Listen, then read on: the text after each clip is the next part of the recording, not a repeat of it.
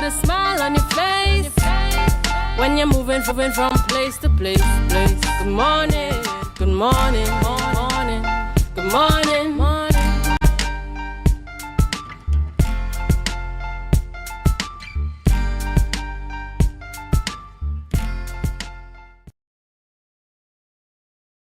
Welcome to the morning show on Tobago Updates Television. It's Friday, 26th April 2024, and we're coming to you live from the Port Mall here in Scarborough, Tobago, and I am Adana Kumbi.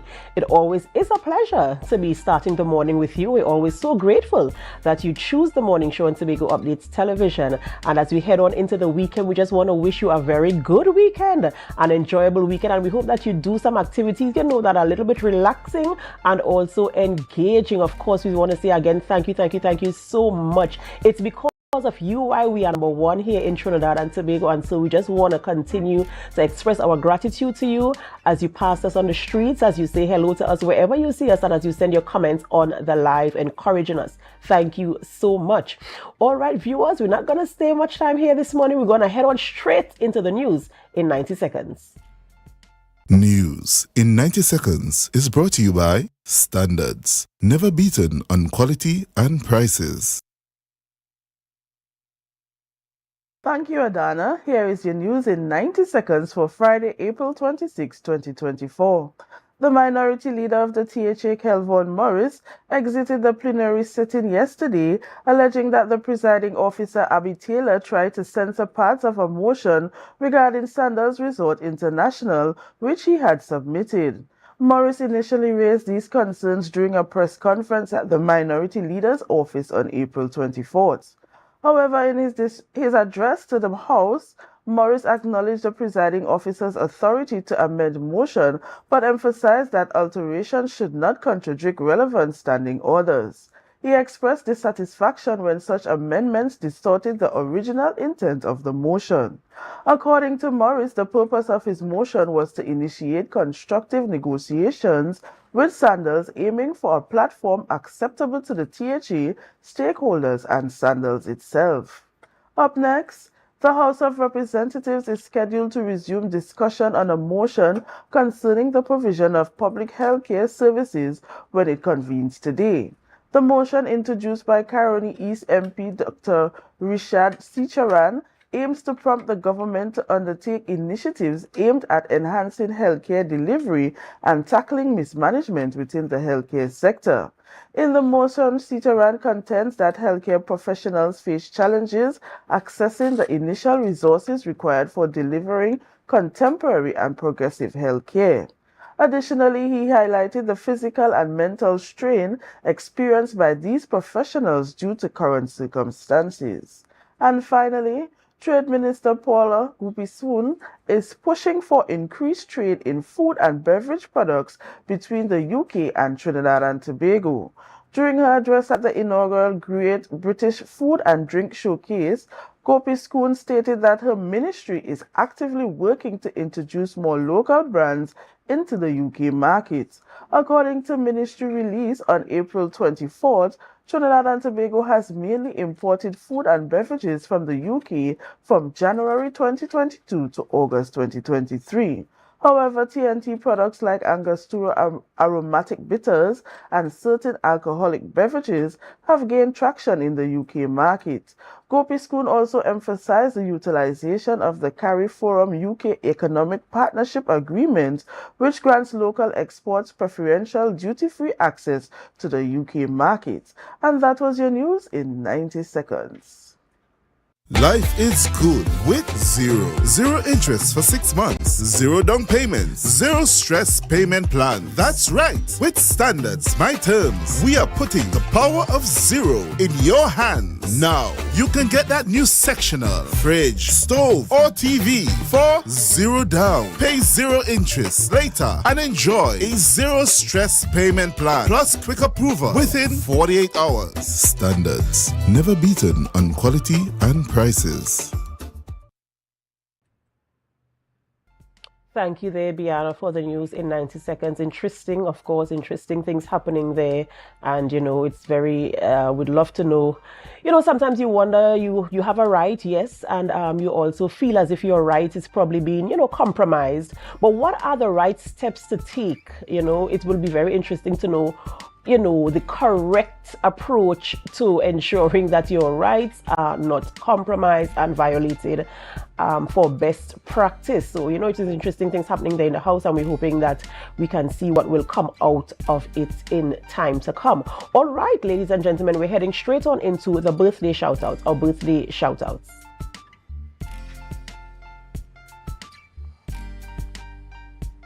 And on screen and celebrating a birthday today is Daphne Bob Oliveri. It's her birthday today, and Daphne, we want to say happy birthday to you. We pray God's blessings upon your life, and we do hope that you enjoy your birthday even as you head on into the weekend. We pray total celebration for you as you celebrate your birthday. Happy birthday to you. Next, it's Afia Gift. Afia Gift is also celebrating a birthday today. And Afia, from all of us here at Tobago Updates Television, we do want to wish you a happy birthday. We pray God's blessings upon your life and that you do enjoy your birthday.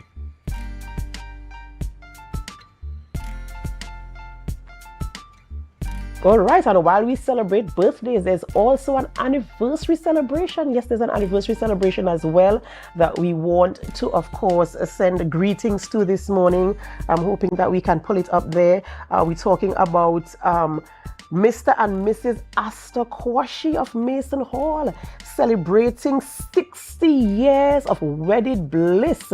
Do they even look a day past 60? Wow, happy anniversary to you. And this is coming from your daughter, Auntie Kathleen, and 8 others. You have 9 offspring, and they all want to say happy anniversary to you. And we do wish that you continue, to enjoy wedded bliss. And of course, that you're an example to the younger ones coming up, those who are interested in marriage. I know it's not an easy road. Not that I am married myself, but I do know the challenges that are there. And I do hope that your relationship is an example to many.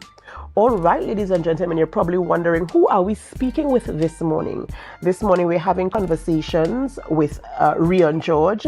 He's the Senior Corporate Communications in the office, in the Division of Health, Wellness and the Social Protection, Tobago House of Assembly. And we also speak with Anne-Marie Kwame Allen, Coordinator of National Policy on Gender and Development, Gender and Child Affairs Division. And we're speaking about Tobago Women's Village.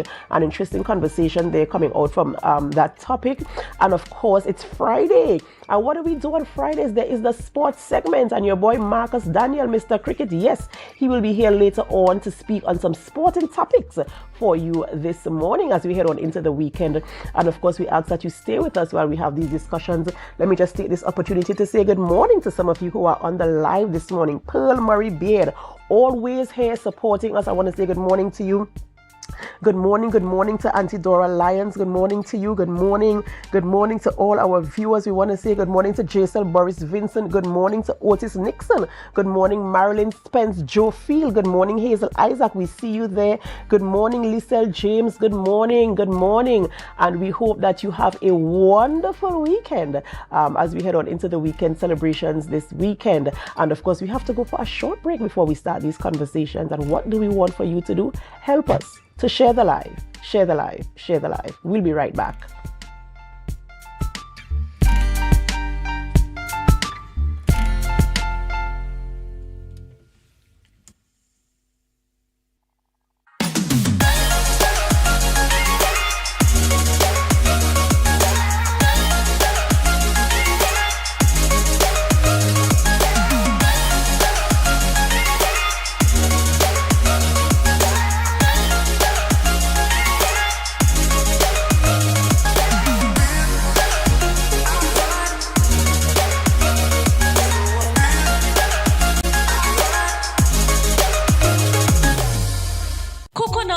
Cafe, the buffet restaurant that specializes in all your tasty local dishes. For breakfast and for lunch. Breakfast includes coconut bake and sada roti, served with chokers, bull joil, and sausages in tomato sauce. Not forgetting beef and cheese pies, shepherd's pie, macaroni pie, and rice in various styles. Meats served in a variety of flavors, garden salads, and pasta salads. All this accompanied by fruit juices, coconut water, your choice of a great combination to appease your taste buds. So call us today to order, as we are here to accommodate your busy schedules or if you are having a cooking day off. Tobago Glass Supplies has been a leading name for over 37 years in the glass and aluminum market in Tobago. We provide an extensive range of high-quality, innovative aluminum and glass products for commercial and residential use. Competitive prices with superior and professional services by committed employees who are guided by rigid quality standards. Tobago Glass Supplies specializes in the manufacture and installation of glass and aluminum products that are essential to today's homeowners and the business environment. We are engaged in marketing, sales, and installation of a variety of products. These ranges from windows and doors to necessities such as mirrors for homes and vehicles, designed and manufactured in-house or imported.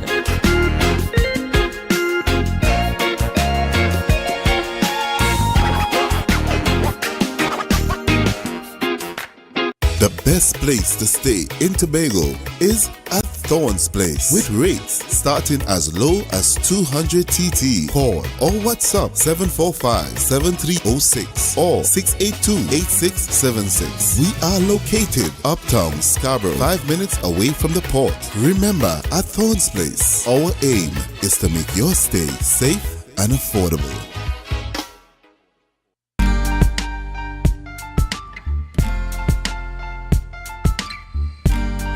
Put a smile on your face when you're moving from place to place. Good morning, good morning, morning, good morning, morning.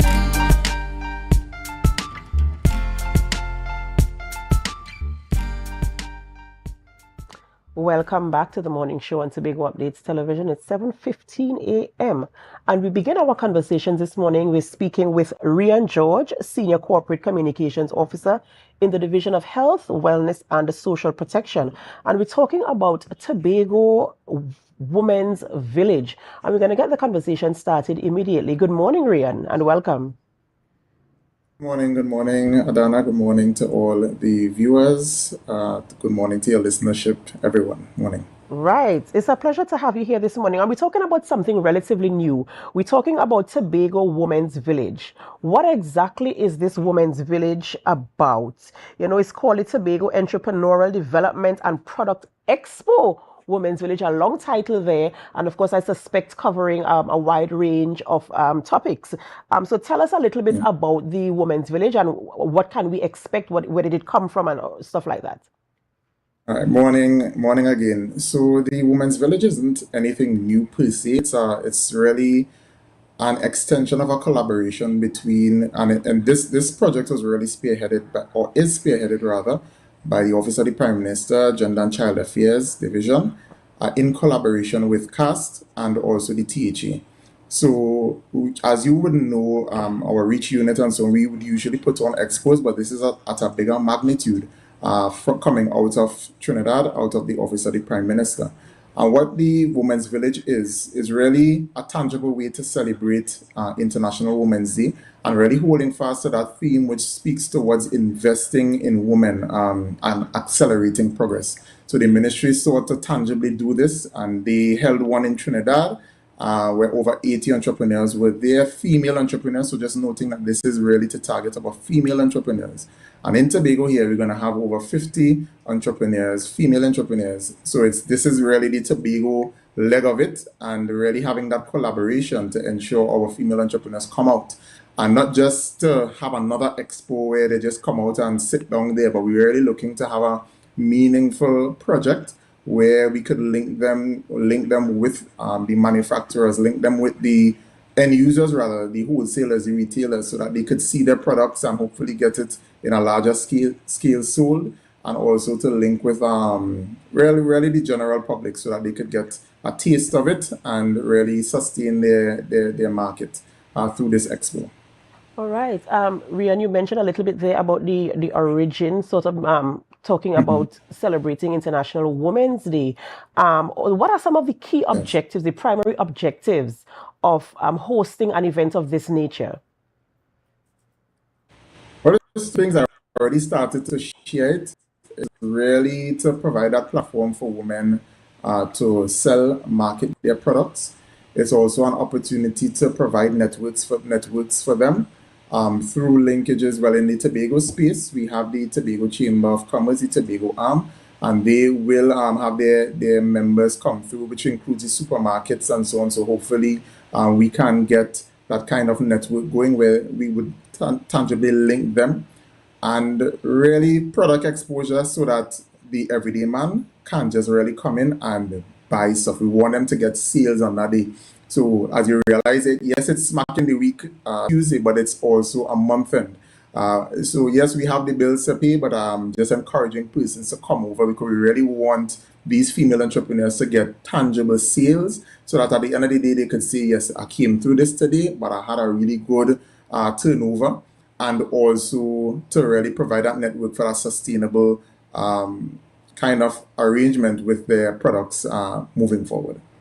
Of course, engaging there in strategically placed right on the smack Yes, of month end when we know that we have some coins in yes. our purse so we can come out and, of course, support the venture. And you're talking about women businesses in Tobago.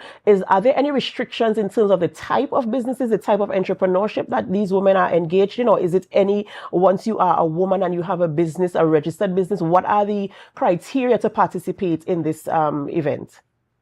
All right, I will have my colleague go a little deeper into that, but what I will share is that we did advertise this and the registration process. The registration would have gone out, and within a couple of days, we were able to have over 50 persons registering. And remember, this is a collaboration, so Netco is involved. So Tobago businesses that would have been funded under them, they are involved in terms of getting their clients to participate. The Reach Unit under the Division of Health, Wellness and Social Protection, we have our clients. BDU, we have clients under there. We have so it was really a collaboration to ensure we had a good mix. So the restrictions, weren't any restrictions. The only restriction is that the space, we can't accommodate everybody. But my colleague will delve a bit further into the different categories that persons who have registered, who we can expect on the day. All right. And also, this is happening, as you said, on the 30th of April. It's taking place on the Esplanade. Give us some details Yes, in it terms is. of the time and the duration of the event. All right. The event, as you would see on the screen, is on the Esplanade, the Women's Village. And we have several female entrepreneurs in the spheres of agriculture, in health, in service industry, craft, handicraft, food, quite a range of different services. And that's at the Esplanade this coming next week, Tuesday, the 30th of April, 10 to 6 p.m. Even if you cannot come, I know it's during the working hours, but during lunchtime, take a little break and come down during lunchtime. Even we will be there after working hours as well. We will have some entertainment as well to keep things going. So it will be such a wonderful time. And really, we just remember we encouraging persons to come out, not just to look at what the products are, but to purchase. Let us help our women and really fulfill the objective as outlined internationally to invest in women and accelerate their progress. And you preempted me there. I was just about to ask, is there going to be any entertainment? Because if we're there from 10 a.m. to 6 p.m., the women want to shake their leg to Yeah, something, yeah. so. We in Tobago, as you know, starting with our MCs, we have our MCs who can really keep us going. So it's definitely not going to be a boring kind of activity. I cannot let the hat out of the bag just yet, so you just have to wait and see. But come out, spread the word. It is quite a short time for those who know knowing about it. But month end, as I said, whole a little change and come and support our female entrepreneurs, our Tobagonian female entrepreneurs.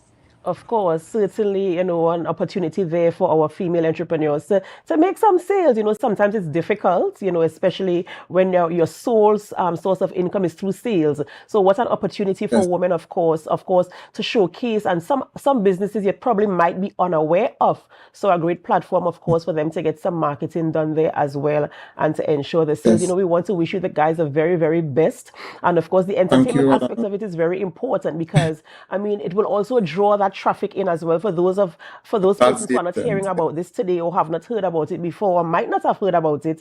It will draw that traffic in this. I want to wish all the success to all the entrepreneurs who will be there, the 50 plus women who will be there, of course, the division and also the ministry, all the best at the event. And I'm clamoring with you for Tobago to come out and support our women. Let us empower our women as we give them that platform, to bring in an extra source of income to meet their basic needs and maybe some luxury items. You never can tell. Come out and Yes. support that venture. In closing, Rian, is there anything you'd like to share with us?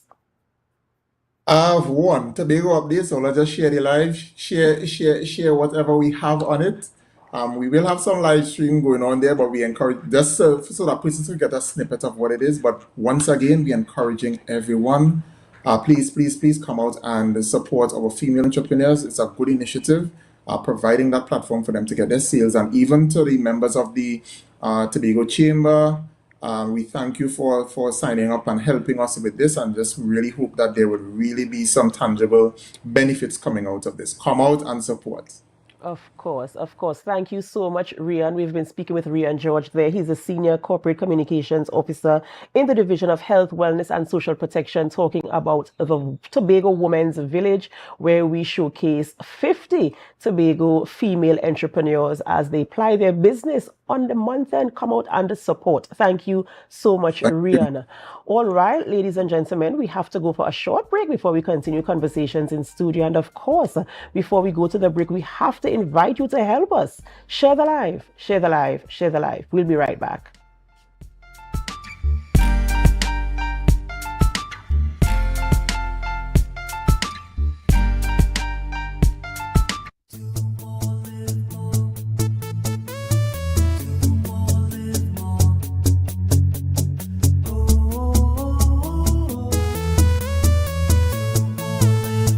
This is how it's gonna go. They better look up below, 'cause this is your show, and everybody's gonna know. Say it to them once again. They better look up below. This is your show, and everybody's gonna know. That's how it's gonna go. They better look up below, 'cause this is your show.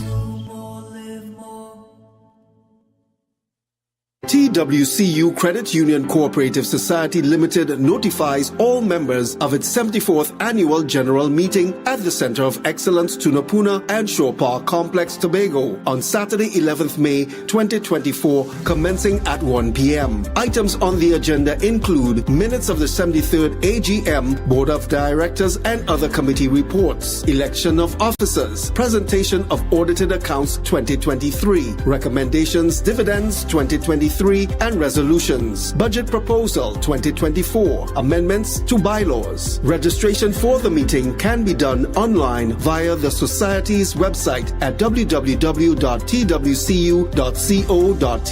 their main office at number 31 Pembroke Street, Port of Spain, Trinidad, or their Tobago unit at Port Mall Shopping Center, Scarborough, Tobago. Deadline for registration is Wednesday, 1st May 2024 at 3 p.m. In order to safeguard the health and safety of all persons in attendance, COVID-19 protocol measures will be observed. For further information, please contact the Society at 623-4444. TWCU Credit Union Cooperative Society Limited. Our credit union, one family.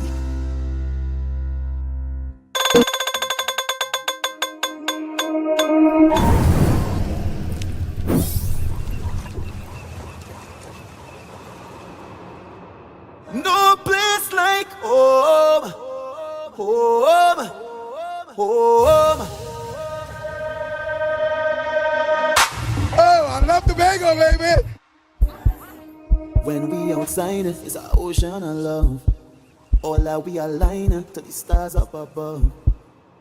Let we dance now, take a chance now with me.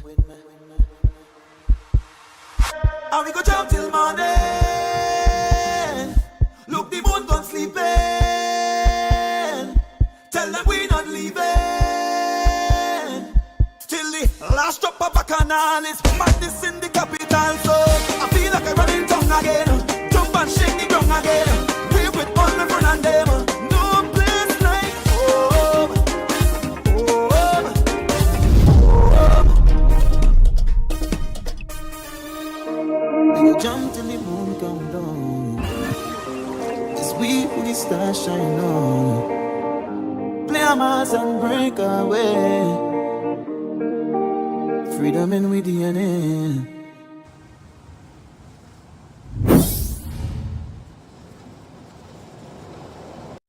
Hey there, jazz lovers. Fairways Restaurant and Lounge brings you Brunch on the Greens, a food-inclusive experience. Mark your calendars for Sunday, April 28th from 10 a.m. to 2 p.m. as we bring you the ultimate brunch experience, Brunch on the Greens. 1,000 kisses from you is never enough. Don't miss out on the fun and the smooth sounds of live jazz filling the air. Featuring Tobago's very own Kay Allen, Adonna, Stephanie Joseph, and from Barbados, Narc. Brunch on the Greens promises to be unforgettable. Tickets are $300 and are available online at islandetickets.com and at special locations in Trinidad, Lisa Faye Hand-Dyed Silk Clothing, Normandy Hotel, and Cache Eastgate Mall, Trin City. In Tobago, Fairways Restaurant and Lounge, U Vogue Port Mall, Cache Lowlands, Jade Monkey Crown Point, East Bay Fashion Spring Garden. For more info, contact 760-9866. Sunday, April 28th from 10 a.m. to 2 p.m. at Fairways Restaurant and Lounge. We head to Brunch on the Greens. She ride the wave, come jump in the range and drop funny, that's much your money mean. Don't need your love, that I cost me fi pay. Like King Solomon, a bag a girl to me name. Every girl rock out, Lord, rock out. Me say hot girl, understand your time fi step out. Big bumper girl, your time fi get scrub out. Hand on your knee, you treat a girl and your body. And every girl I get wild out tonight. Why? Party in my out tonight. If she suck, me a fine out tonight. I you don't know how to wild out tonight. Out the blue light, fi a try out the back.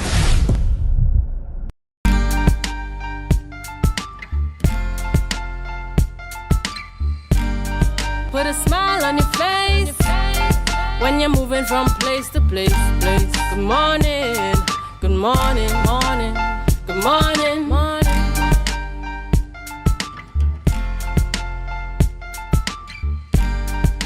Hey guys, good morning, and of course, welcome back to Tobago Update Television. It's Friday, 26th April, and you know, once it's Friday, it's all about sports. I want to thank the producers for having us on at 7:30. I must commend them for that. You know, so we have at least half an hour to talk about sports. You know, they're always robbing us of our time here on Fridays, yes? But I want to thank them so much. Guys, we have two interesting interviews this morning. We're talking fundraising activities and village leagues.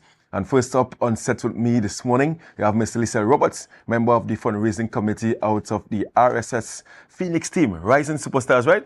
Yes. Fantastic. Indeed. Thank you so much for having, thank you so much for joining us here this morning. I like your blazer. As well. I like your blazer. A really nice blazer. Yeah. Thank you so much. Yeah, fantastic. So we're talking about a fundraiser that you guys have coming up this weekend. Yes. Yeah, can you tell me what's this fundraiser all about and how can persons contribute to the fundraiser? Great. So the fundraiser is going to be held on Sunday the 28th at Grafton Beach. We're going to be using the entrance closest to Pizza Boys. So from that side, you just go down the hill and you'll see the tents and stuff where we're set up. So it's going to be a 2K run followed by a breakfast on the beach. The 2K run registration is $25 for children and $50 for adults. The cost of the breakfast is $45. The breakfast entails all our local classics, bacon, saltfish, the fry bake, roast bake, smoked fish, fried fish, sausages, We're trying to do some akra, fried fish. We're going to have a lovely corn soup as well. Of course, cocoa tea must be present. So we're definitely looking forward to as much support as possible. The reason for this fundraiser, we're going to be raising funds for a couple things. One, our nutrition program. So we have a program where we try to give the athletes at the end of every training session a very healthy snack, a protein shake or a smoothie. We have approximately 140 active athletes. Wow. So, you know, it costs, a significant amount. We are also currently the double national champions for the juniors and juvenile leagues. And this year, we're having some financial challenges because we usually try to subsidize the cost for parents because going to Trinidad, there's the accommodation, the airfare, the meals, the activity prep and stuff like that. So it costs a lot. So the reason for these fundraisers is really to get some more funding for the club to assist in these areas. Yeah, that's a fantastic. I mean, we can end the interview now because you did a really good opening there. In terms of membership fees, you charge membership fees for yes, members? We have a monthly subscription of $200. Right. That $200, the kids have 3 training sessions per week, Tuesday, Thursdays, and Saturdays. Oh, that's fantastic. Yes. And I'm guessing by all the positive results that you guys would have had over the last year or even the year before. The year before. As you mentioned, champions in so many different programs and events. The numbers for the club boosted a lot. It definitely grew. Yeah, it has definitely grown. Yeah. So they started in 2018. Yes. Well, I myself, I'm fairly a new member because I got on board only last year. Your parents? Yes, I'm a parent as well. Fantastic. My son does shot put and discus. And what's the name of your son? His name is Aidan Roberts. Aidan Roberts. Yes. The name is ringing a bell. But yeah. But yeah, go ahead. Yes. So at the beginning, I honestly cannot say how many members they've had, but since I've been there from last year to now, we've had roughly about 60-something new members come in just in that short period. Yeah. So it is definitely growing, and most of our members actually are from the east side. Yeah. So Roxborough Secondary, for example, has a lot of our athletes, and you see how well Roxborough did in their last stint in Trinidad. Yeah, and I know we are here talking about the fundraiser, right? But obviously, I can't have you here and not talk about the success of this particular club, the Rising Superstars Phoenix. And what you, in your estimation, attracted you to the club as a mom? Well, I did some research and I would have seen their performance from 2022. And I was actually there during their 2023 run in Trinidad. I saw their consistency and I also spoke to a couple of the parents, not knowing they were in the club because my son goes to Speyside High and I spoke to parents during their family day. You know, like, what does your child do? Because a lot of the kids were runners. So my son expressed that he was interested in shot put and the school didn't at the time have any training for that. So I said, okay, let me see where I could get this type of training done in Tobago. And a couple of the parents said, well, my son and my daughter, they train with RSS. I'm like, RSS? Who is RSS? Because you heard about Zenith and all these. Right. So, you know, I'm like, I'm not sure about that club. And then when I did my research, apart from the excellent track record they had, Coach Tom and I attended Bishop's High School together. Okay. So I was told I was a familiar face. I was like, okay, I'm really comfortable with hair. So I'm definitely going to stick with this. And I've been there since. Fantastic. And you are now a member of the fundraising, now a member of the fundraising committee. And I mean, how has registration been for the 2K? And because obviously the 2K is to attract persons to come to the fundraising event and also to purchase the breakfast. How has registration been thus far? All right, so registration so far has been only internally. The external registration is going to take place on the morning at the beach. Oh, so persons who are now viewing this interview can come on the morning? Yes, they can definitely come on the morning and register at our tent at Grafton, and you can participate. So no prior registration is required. Oh, that's fantastic, and you can participate in the run, and then you can enjoy some local breakfast on the beach with that fresh sea breeze. Yes, fantastic. Yes. And I'm or even for the persons that don't wish to participate in the walkathon, you can still come, bring your family, bring your friends. As I said, we're on the beach, and just purchase your breakfast and chill out. Yeah, and you said obviously funds raised from this fundraiser, it goes towards you say that you have, after every training session, you give our nutrition program. Our nutrition program. Tell me about this nutrition program that I have, because I mean, most times you go to training, you do your routines and you go home. Is this a new dispensation of the RSS Phoenix program? Actually, no. The nutrition program has been running for about a year prior to me getting there, because when I got there, it was just wrapping up basically. And they ran it for a year, but the challenge with maintaining it was the cost of the ingredients. Right. Because the coach he's always emphasizing, well, all the coaches in the club always emphasize to the children that what you eat is very important and affects your performance significantly. It's not just about training, it's about your overall health and well-being. So most children, after training, because we're in Bacalet, they have to go to town to get to home. When they get to town, it's KFC, it's Subway, it's pizza. Tell me about it. Yes. So, we wanted to curb that by giving them something. Even sometimes when they get home, the parents may not have the time to prepare something substantial. Yeah. So, we try to give them something that would hold them through and something that would nourish their bodies after all that physical, rigorous activity. And how often do you all train? 3 days a week. So, and every day that you train, you have the program? Every day that we train, we have the nutrition program. Because there's actually a nutrition committee. So there's a fundraising committee, a nutrition committee. That is really good. So the nutrition committee focuses on that aspect, and they would cater to whatever they're going to have for that week. Of course, they're guided by the coaches, advice as to what type of meals, what type of drinks, what type of, what to add, what to not have, and stuff like that. The sugar levels, etc. So, we try really to cater to not just the physical, as in the workout aspect for the athletes, but overall health and well-being. Yeah, well, I can actually see why now you all are having the results on the track. Because if you have a good backroom staff with persons who are taking care of the athletes, because you're right, if it is that you are putting out, you need something to go in. Indeed. And KFC and Subway definitely not it at all. So that I commend you guys for that, and yourself as well, because what we have most times with these organizations, we have persons burnt out, like Coach Tom and Coach Carissa, they putting in all the hard work in coaching, but they don't have the support of the parents. Because in Tobago here, we have parents who normally just drop their child or children off to training, and they just turn a blind eye to what's happening with the club itself. But I'm happy now to hear that yourself and others are involved in nutrition ways, and you have finance committee. I'm sure you have a scholarship committee too. You see? Not at this not time, as yet. but we're definitely going to put that in place, but not at this time. Fantastic. So once again, let's remind the viewers of this fundraiser, where it's going to be held and what time it's going to start. Great. So again, the fundraiser is going to be on Sunday the 28th at Grafton Beach. We're going to be set up at the entrance closest to that Pizza Hut junction.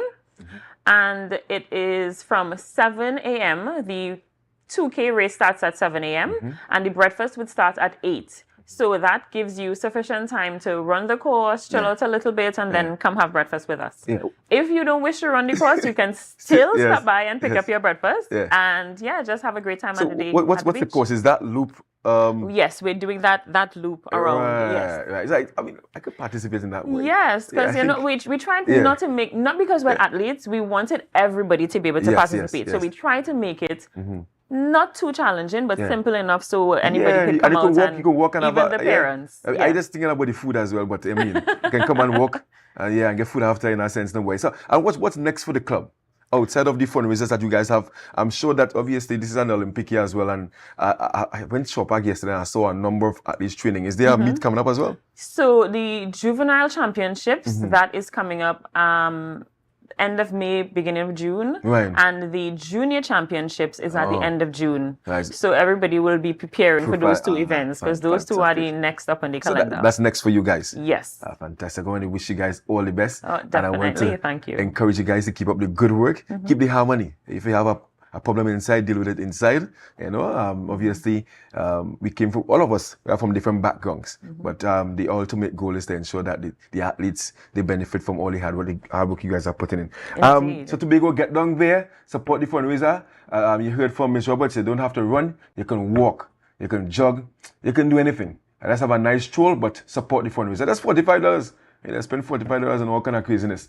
But this is something that can support Tobago's youngsters in meaningful activities. So I'm going to be there. Don't watch me and me bad eating, but yes, I'm going to be there supporting this venture, and I encourage you guys to go out there and support. Thank you so much for being here this morning, and all the best. Thank you for having me as well. On Sunday. Yes, guys, been chatting there with fundraising committee member of the RSS Phoenix, Rising Superstars Phoenix, about their fundraising events. Yes, you're going to hear more about that, of course, on this platform, Tobago Updates Television. I encourage you guys to share the live.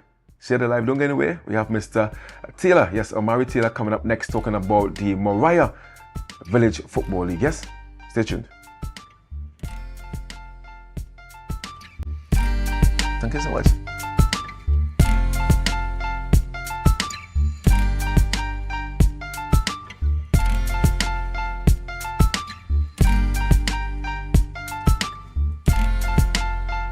Tipsy presents Sip and Paint, an expression of a mother's love. Join us at the Tropicist Beach Hotel, Sunday, May 12th from 6 p.m. to 10 p.m. Guests are entitled to finger foods and wine. Full package painter tickets only $600. And if you just want to hang out, we've got you. Limers pay $450.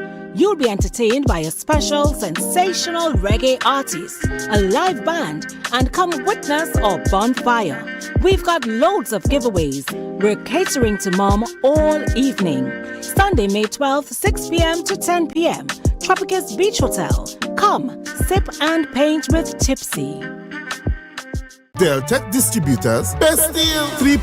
Pork, goat, chicken, turkey, beef, 5 meats, £3 each, $300. Best deal. Or you could try £5 pork, goat, chicken, turkey, beef, 5 meats, £5 each, $500. Best deal. $20 delivery. Call me now. 359-5040 or 237-0102. Order online at www.deltecdistributors.com or check with us. Mainwood, Argyle, Tobago. Deltec Distributors, best deal.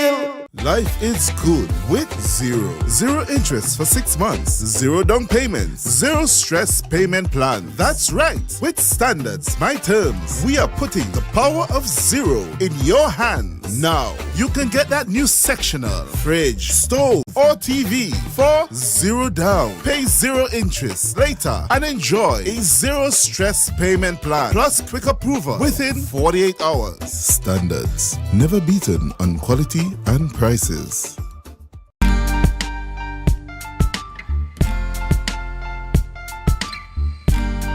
Put a smile on your face when you're moving from place to place. Good morning, good morning, morning, good morning, morning.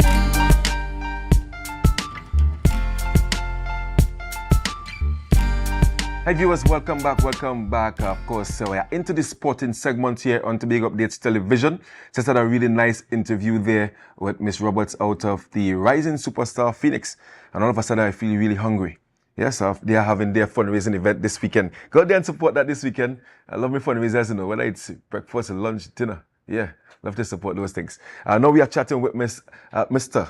Omari Taylor out of the Moriah Community Builders. And we're talking about the football league that they have going on there. Very exciting football league. Good morning to you, Mr. Taylor. Good morning, sir. Fantastic. Moriah Community Builders. Community Builders. You have the whole community on the committee? Few members. A few members of the committee. Small staff. A small staff. Yeah. And led by you? I wouldn't say led by me because it's a teamwork. So everybody is eyeing teams, so it's a teamwork. Fantastic. So tell me about the Moriah Community Builders. The Moriah Community Builders is a group that basically existed out of the community. We decided to start a small football competition and try to do other things in the community in terms of programs, in terms of to help assist with the youths, families and stuff. Yeah. So I know you as a policeman by trade, right? And obviously the motto for the TTPS is to protect and serve. It is part of your service to community.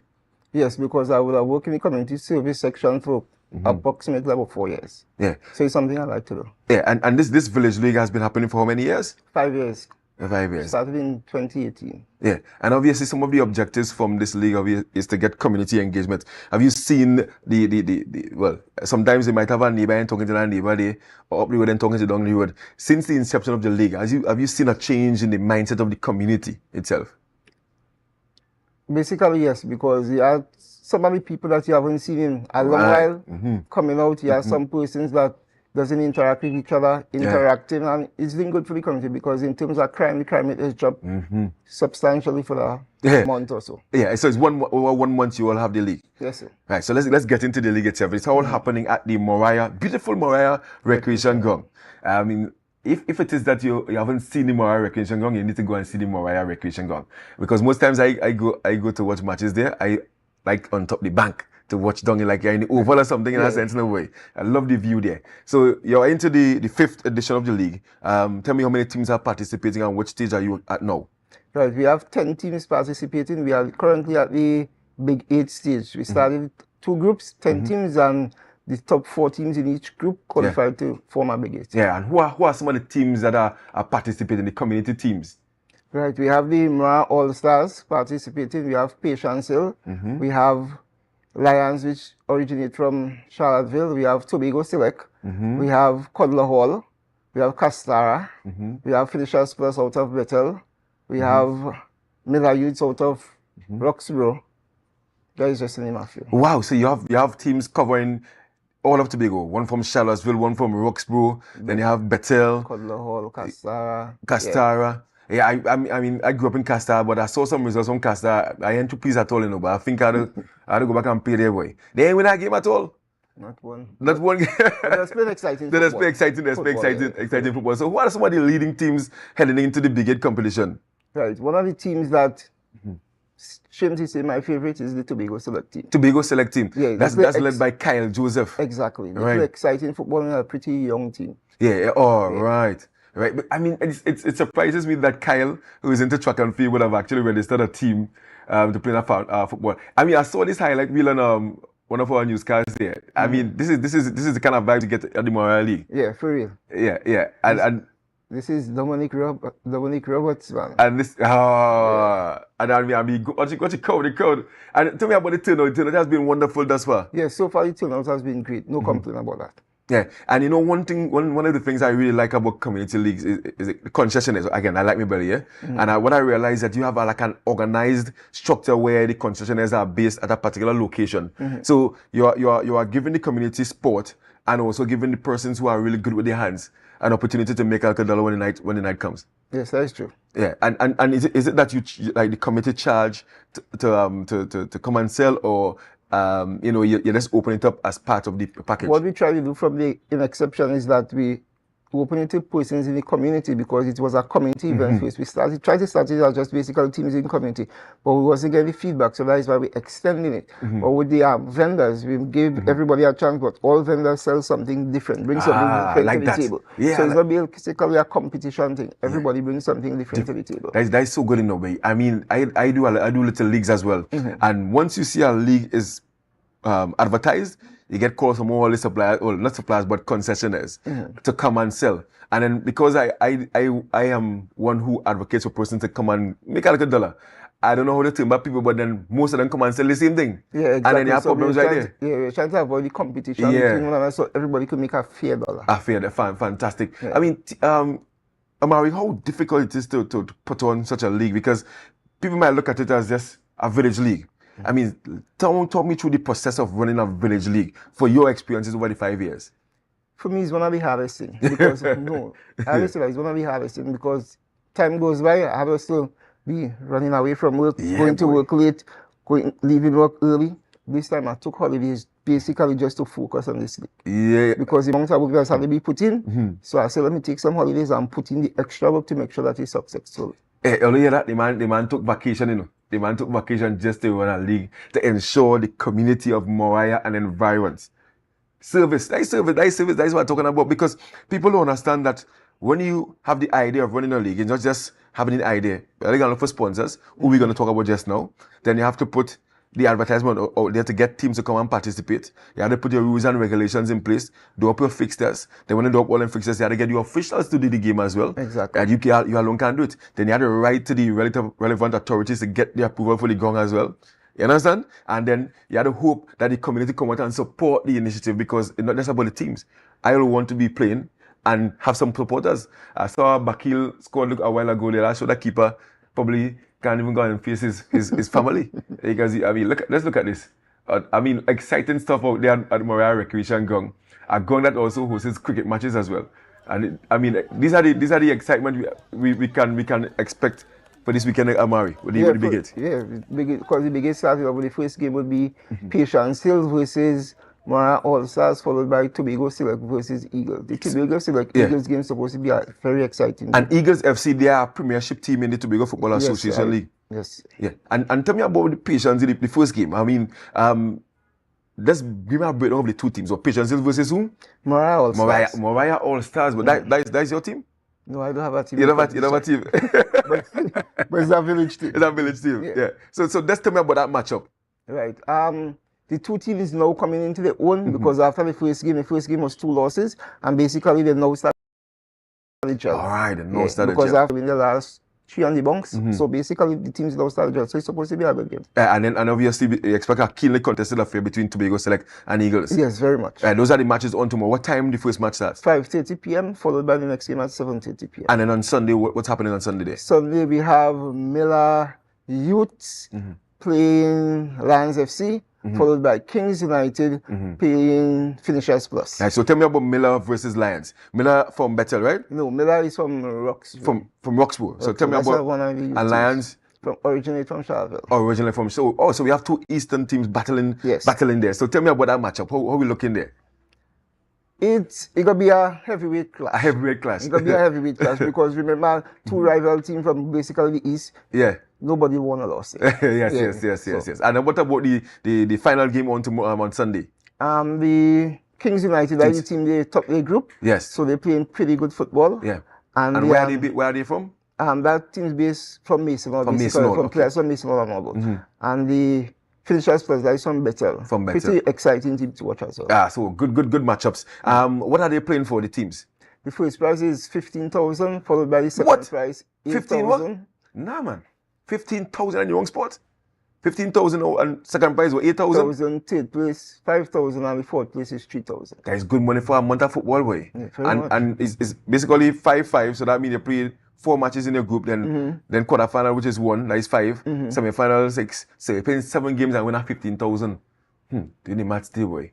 That's good money there. And in terms of your sponsors, right, we will get assistance from Carib, the Tobago House of Assembly, the area representative, the Ministry of Sports, and NLCB supposed to jump on board. Fantastic. I mean, good things happening out there with the Moriah community builders. And obviously after the football, anything else planned for the community?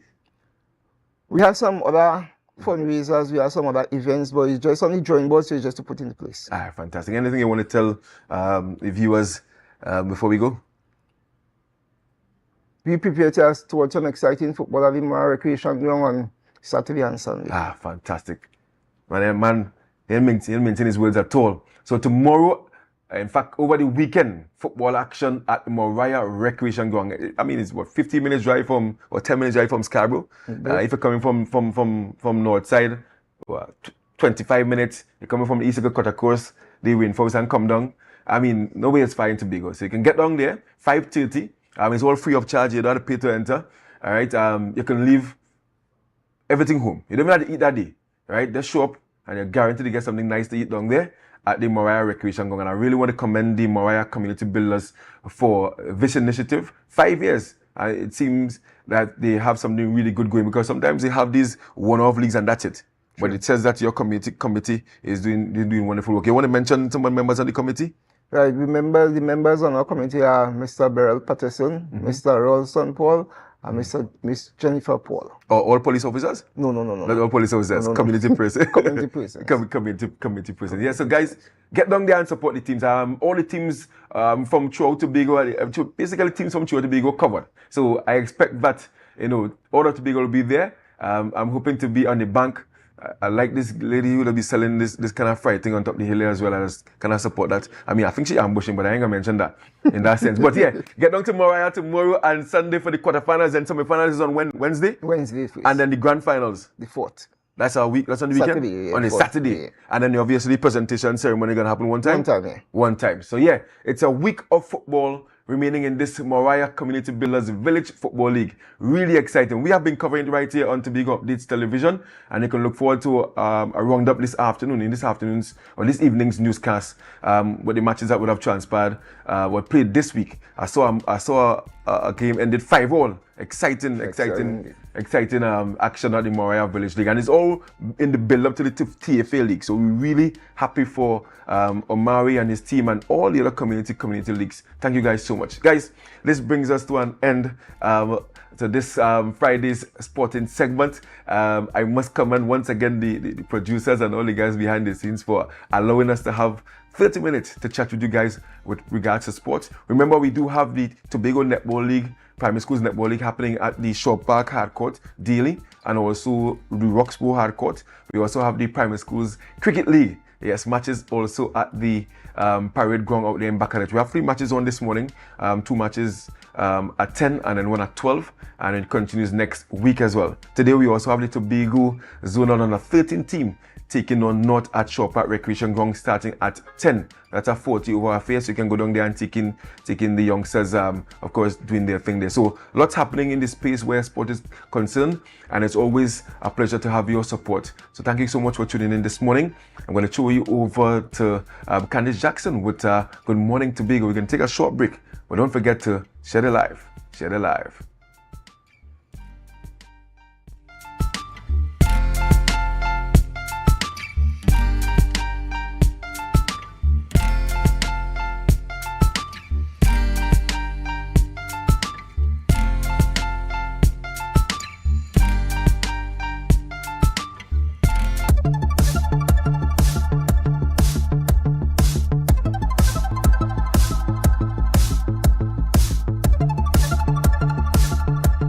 Black Rock native Daniel Stewart, the owner of Frontline Flavors, is preserving Tobago's culinary traditions. Recently, she took her customers down memory lane with a Tobago fireside breakfast. Fire on top, fire below. Culinary traditions reflect the history, values, and beliefs of a community. According to Daniel, it's all about honoring our ancestors and the culinary legacy they have passed down through generations. Take a look at this video, which highlights it all. Recorded and edited by Melvern Isaac and produced by Industry Management. Welcome to Frontline Flavors. This is a restaurant where we do mostly local cuisine. What we are doing today is doing a demonstration of how roast bake would have been done back in times of our ancestors, my grandparents.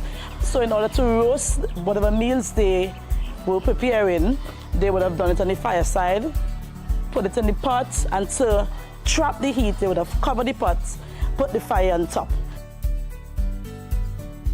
Ducking of the bake is to allow the gases to escape so that you're not going to have a bread. So we're going to separate the coconut shell and the wood, so you're going to have less direct heat. If you leave it with too much heat, it's going to burn the outside and the inside is not going to be thick.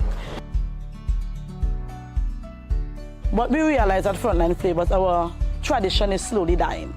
So this is one of the ways that we can ensure and preserve culture, making sure we continue this legacy. We are going to do the actual eating with butter, and I must say the first piece.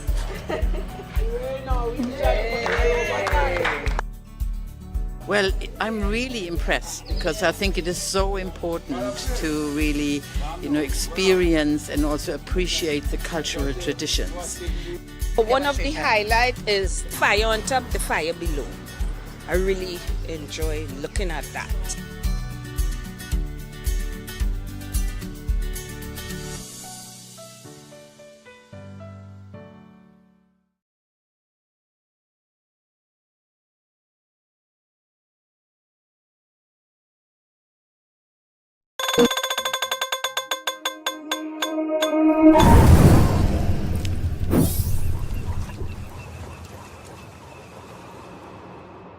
No place like home, home, home. I love Tobago, baby. When we outside, it's an ocean of love. All that we align to the stars up above. Let we dance now, take a chance now with me. And we go jump till morning. Look, the moon gone sleeping. Tell them we not leaving till the last drop of a canal is madness in the capital. So I feel like I'm running tongue again. Jump and shake the ground again. We with all my friends and them. No place like home.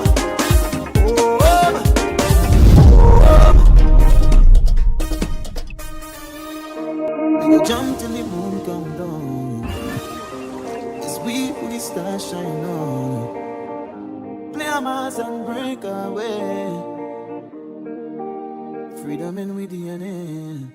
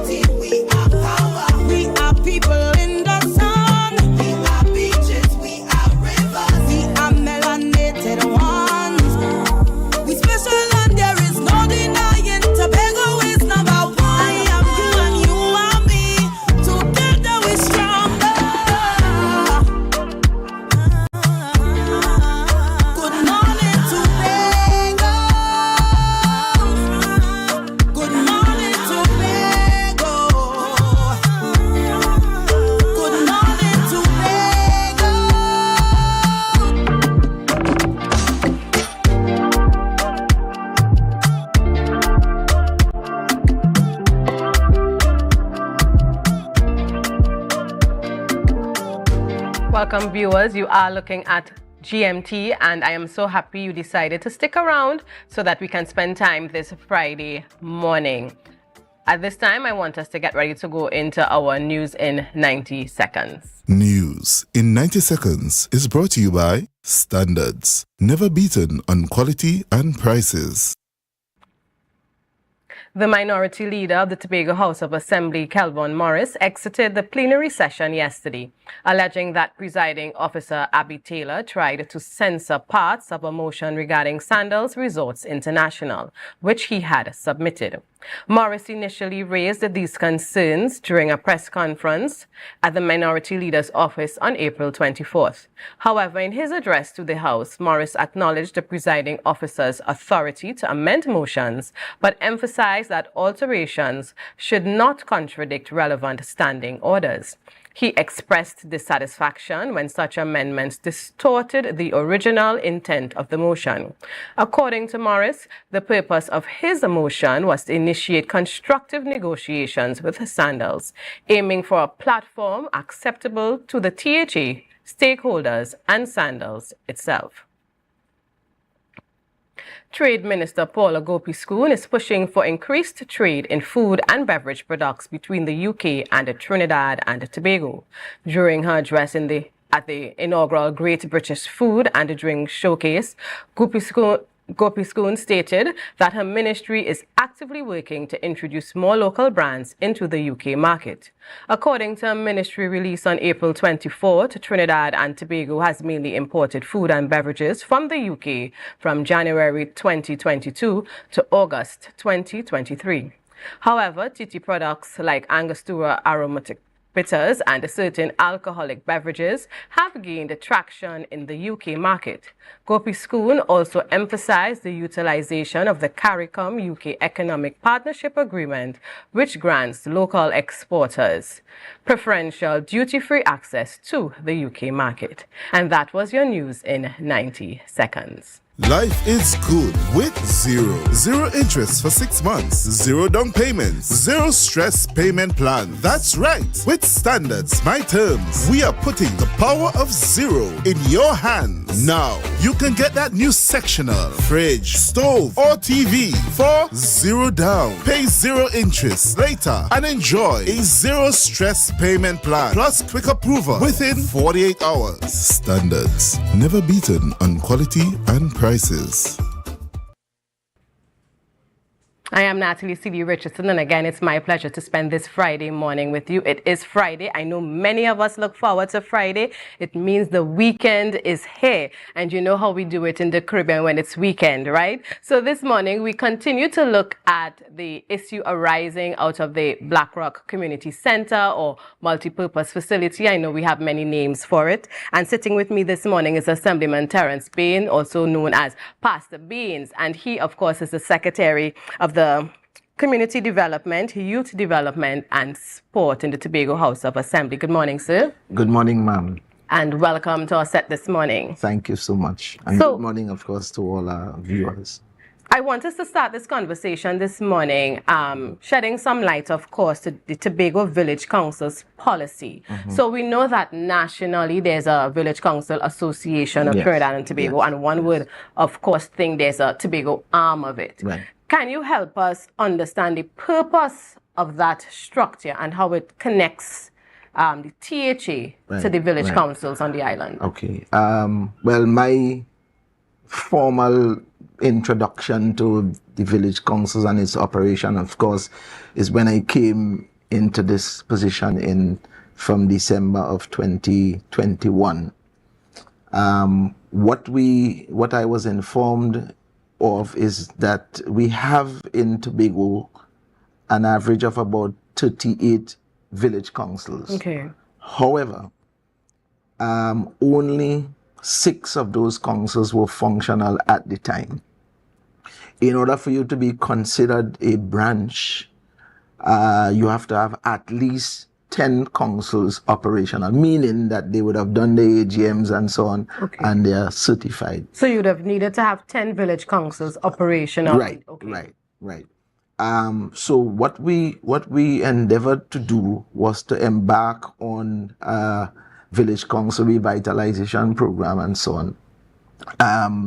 And at the end of that exercise, we were able to get about 28 of the councils back up and running, done the AGMs and so on. So that also meant that Tobago had a legitimate arm that you could call the Tobago branch. Right. And from that branch, you would have representation on the National Council. Okay. So, of course, when the AGMs, they are due yearly. Right.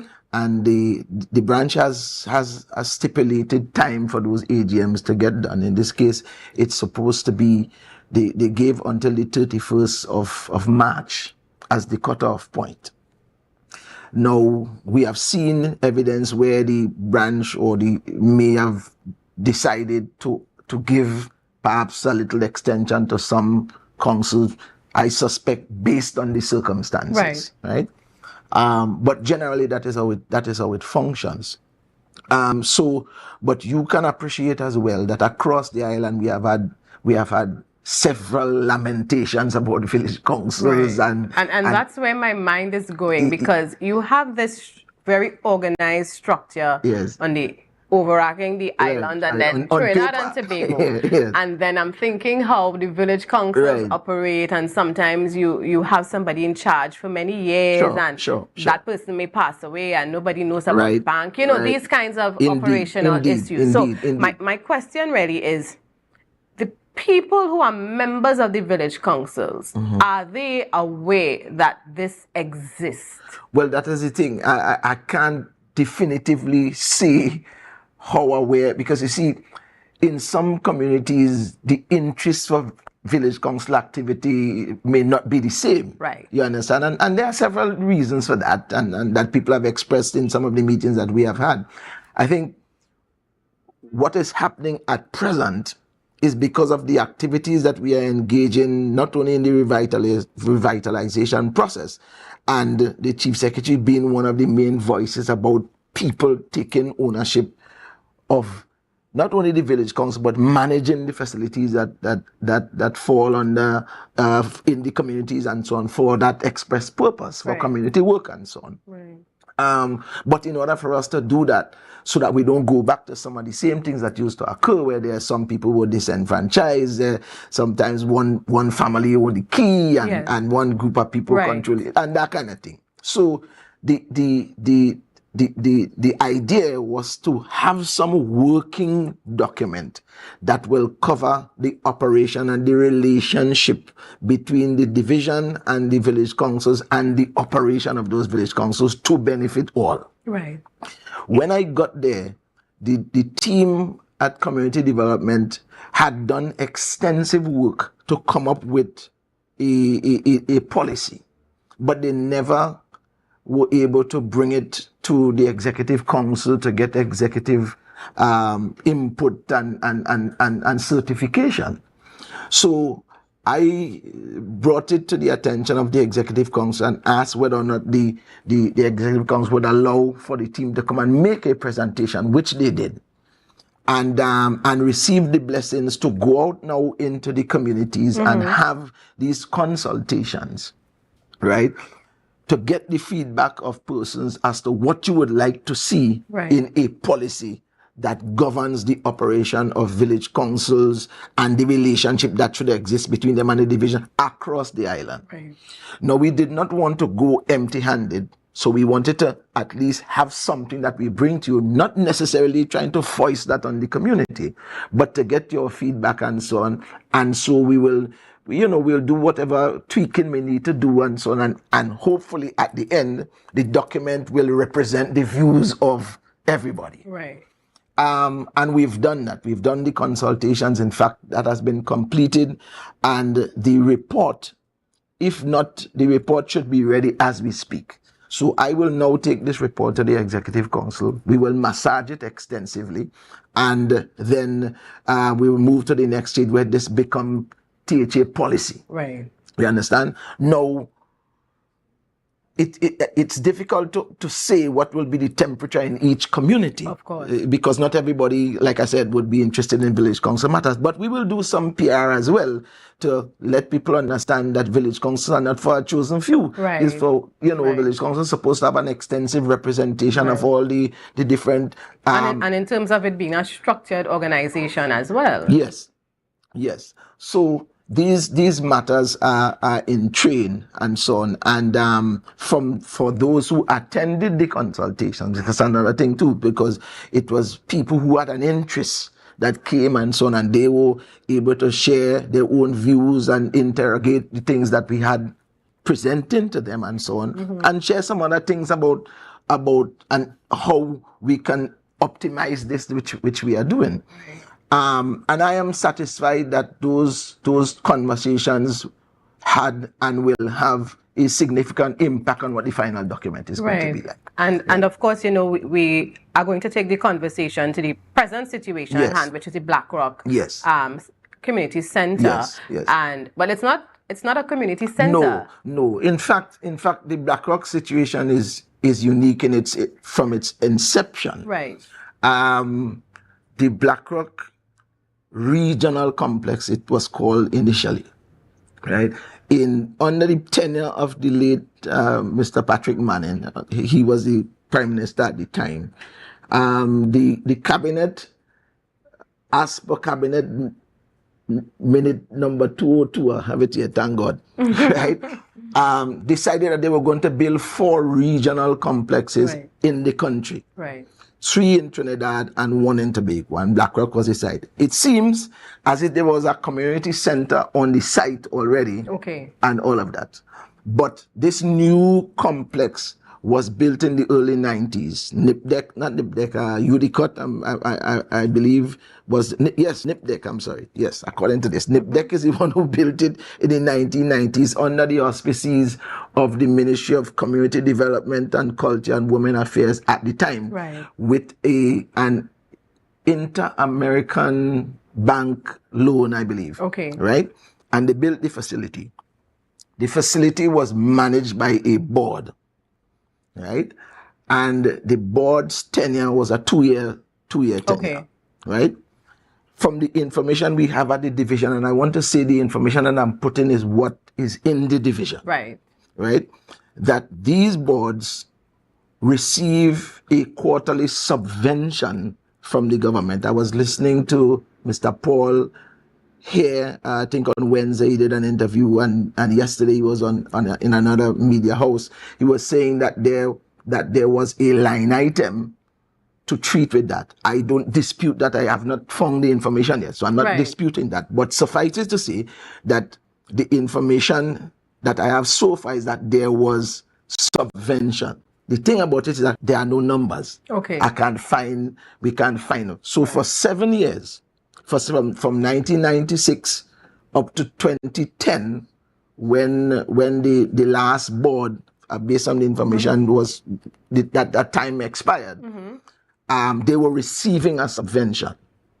It is instructive that there is no information so far that could be found, so as to have a sense of what that subvention was supposed to be, accumulatively and so on. Because that will also give you, the villager and the people interested, a sense of what you should have expected from this community and its facilities and all of that. And that is reasonable. So what happened in 20,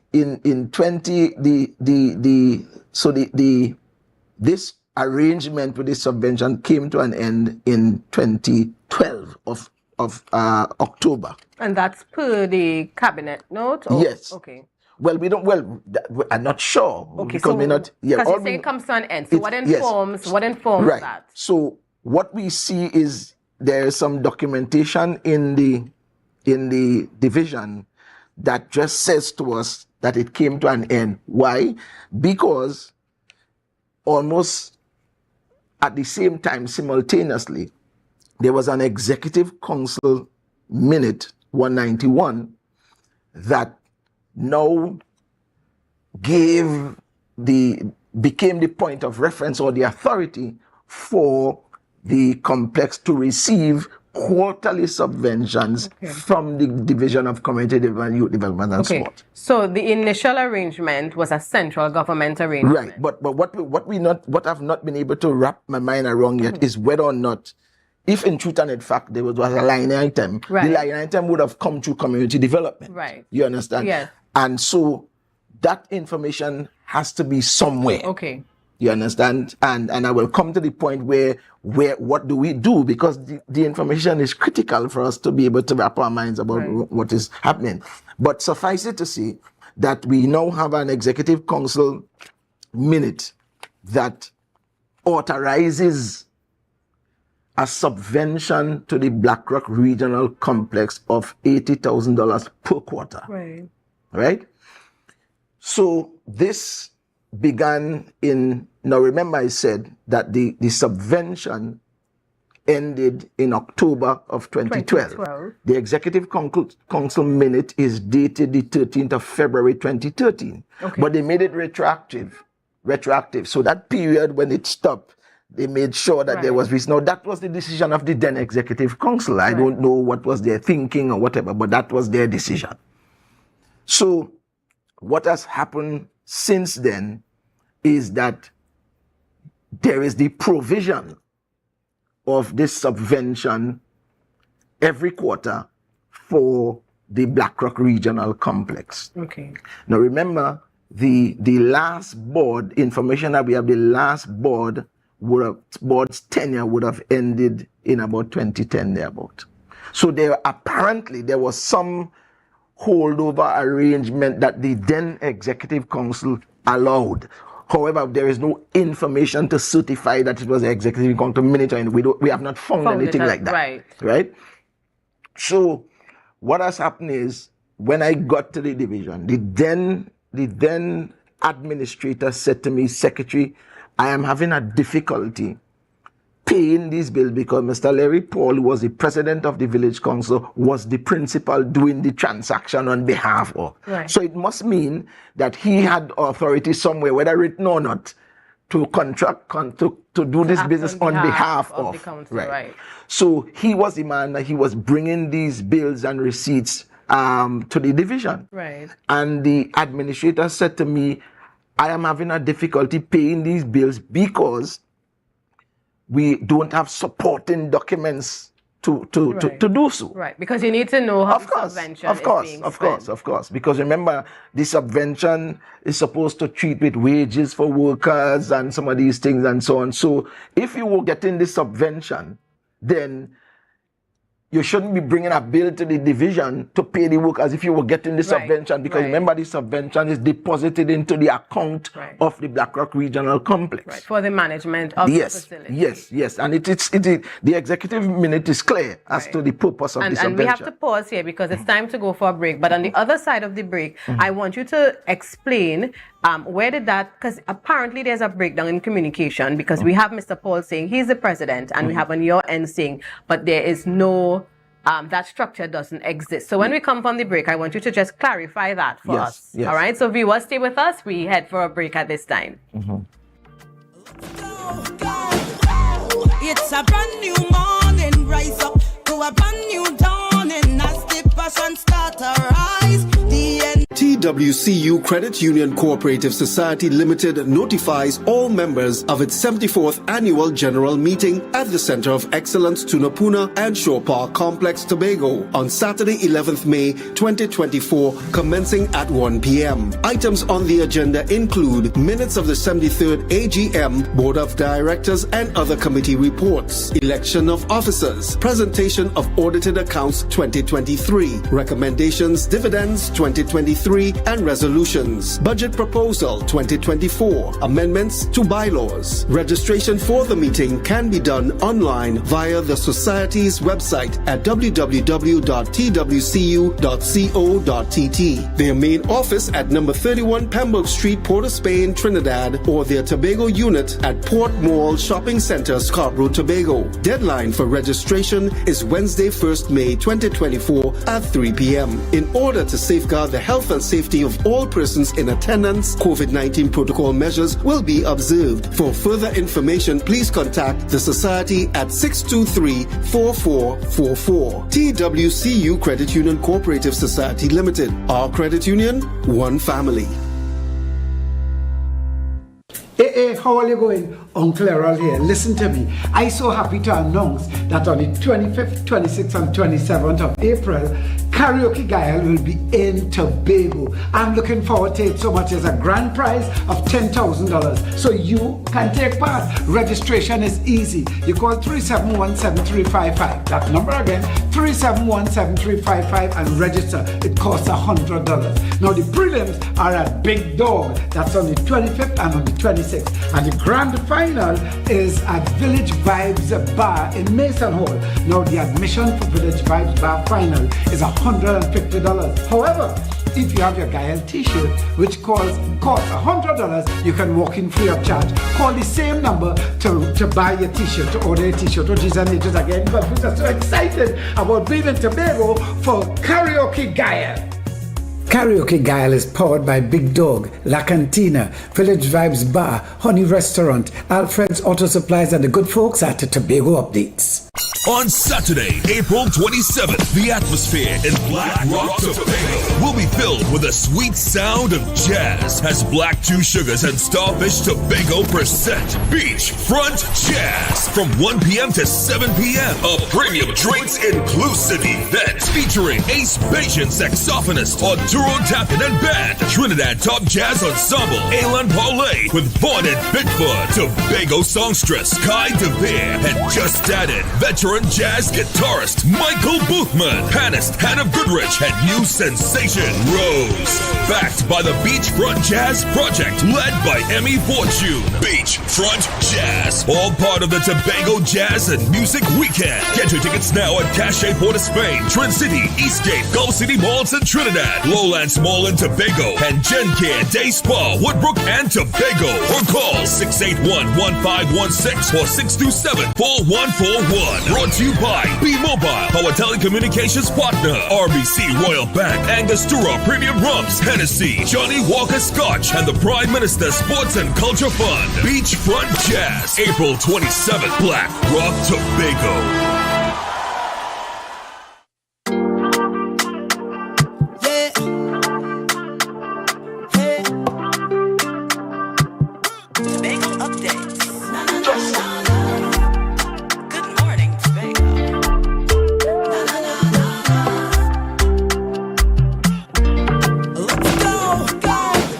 Welcome back, viewers, and if you are now joining us this morning, I'm sitting with Assemblyman Terence Baines, and we continue to discuss, of course, what's playing out in the public, this Black Rock issue. And just before we went to the break, the question I asked Mr. Baines is on two sides, for the Village Council and for ComDev, where did that apparent breakdown happen in terms of Mr. Paul is insisting that, yes, he is the constituted president of the Village Council, and from the ComDev side, we are hearing that that executive does not exist. Okay. So, because when the conversation started, I was aware that the Blackrock Village Council did not have their AGM within the time frame that it was supposed to take place, according to the rules that they set, which was supposed to be the 31st of March. So it is, again, not only that, but that was one of the reasons I was saying that as it stands now. But he would have said that they asked for an extension. Yeah. So what I'm saying is that you can ask for an extension. That's that, because we said that you can ask for an extension. But it is beyond that, you know. It is beyond that, because what Mr. Paul did not see is that coming out of what we were just discussing, really the challenge that the then administrator had. Right. What we did was to call Mr. Paul to a meeting and said to him, we are having these challenges. Can you present a comprehensive report of the management of the facility under your tenure? Because, you know, I did not go into it at the time. There was no need to see whether Mr. Paul was duly authorized so to do. Because the relationship at that time, there was no need for that. There was no fight or anything like that. So what Mr. Paul brought, first of all, was a proposal. I have it somewhere. He brought a proposal. So I was saying to him, but that's not what we wanted, right?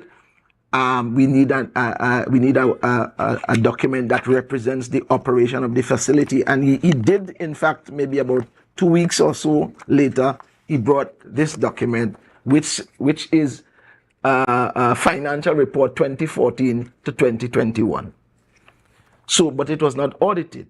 Right. However, he signs the document, which is to say that I am really taking ownership of this, which Right. I'm presenting as the information being genuine. So, coming out of that, because of the information that we had at the division, as it related to the numbers, the administrator was saying that it's still there because the numbers just didn't mesh, and there was a lot of time passed in us trying to figure this out. When I took this to the chief secretary said, listen, let us cease these payments and let's have the whole thing audited, and then we'll make a determination. Right. So, but also,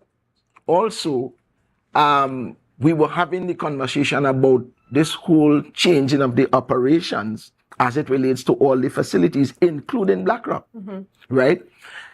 With this decision now, Mr. Paul was written to, as the person that was doing the transaction, he was written to, let me just get the exact date.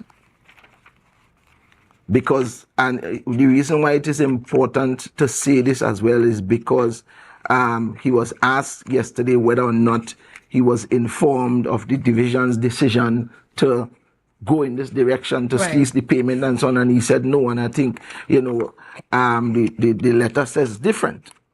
So you are saying that he was duly informed? Yes, and so the letter is dated June 27, 2023, right? And it is written, Mr. Paul, President of the BlackRock Village Council. Dear Mr. Paul, reading management of a BlackRock multipurpose facility. Caption matter refers the records of the division. So the letter really just kind of talks about what was happening and so on, and the decision. Maybe it is prudent to read it so that everybody could have, right? So the records of the Division of Community Development, Youth Development and Sport reveal that the BlackRock Regional Multipurpose Complex was commissioned in 1996 and a board of management was installed to oversee its management. Since the expiration of the tenure of that board, an interim management committee has managed the day-to-day operations of the complex. The executive is once again in the process of reviewing the management structure for all community centers under the purview of the Tobago House of Assembly, including the BlackRock Regional Multipurpose Complex. In this regard, please be informed that the present arrangements at the BlackRock Regional Multipurpose Complex will be terminated with effect of July 31st, 2023. Okay. Right? The division is in receipts of invoices, of payments, recurring expenditures, and all of that. What is he saying? That whatever is owed up to that time, because there will be legitimate expectation on behalf of those that were working. Because remember, they were financed by the subventions and by the quarterly payment. Yes.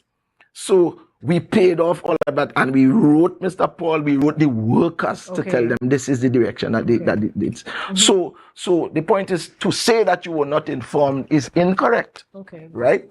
So this is why I'm saying that based on these correspondence, he was not authorized. Right. Okay. That is the point. Okay. You Act understand? on behalf. Yes. Okay. Yes. Now, additionally, I took the liberty to go further and ask the division to check to see if there is any executive council authority that authorizes the village council president to transact business on behalf of the multipurpose. Because I think that was a critical question to know.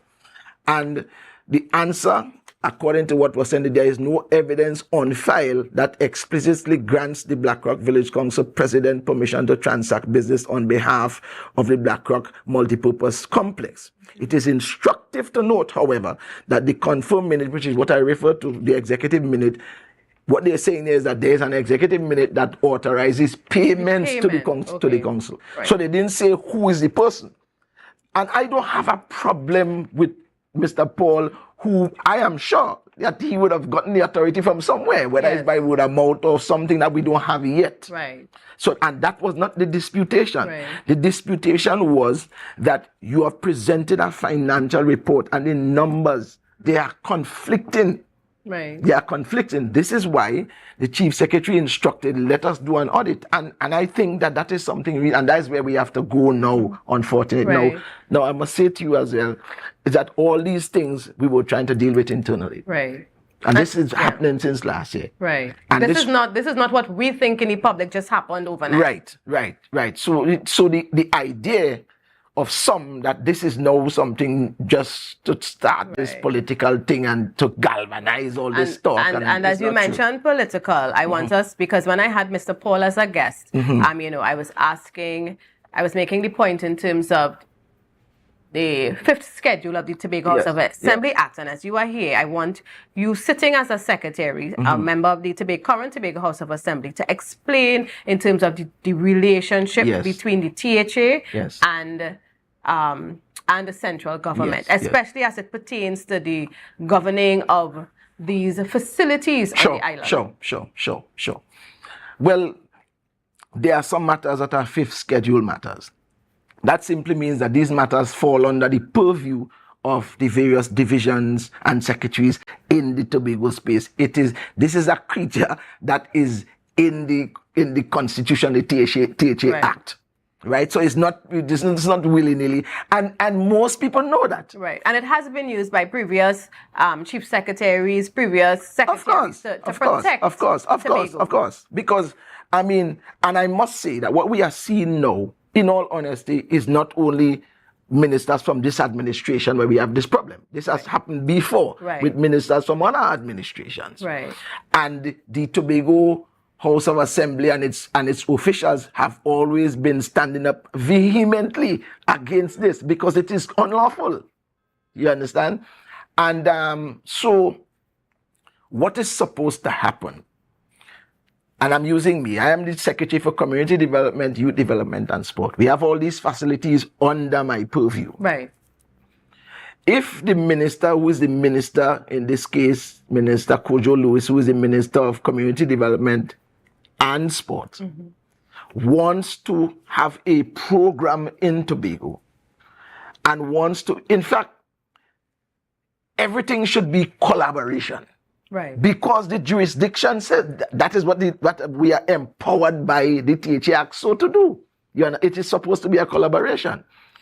And worse yet, to want to use the facilities that fall under the purview of the secretary without the courtesy of him informing the secretary. You understand what I'm saying? Yeah. Right. So, those things are, and you see, it represents a type of behavior. So is this the first time this is happening? Has the minister, who is also the MP for Tobago West, has used facilities or brought in programs in terms of collaborating with ComDev, or if this is just, This is not the first time. I think, to be blatantly honest, when we started this journey,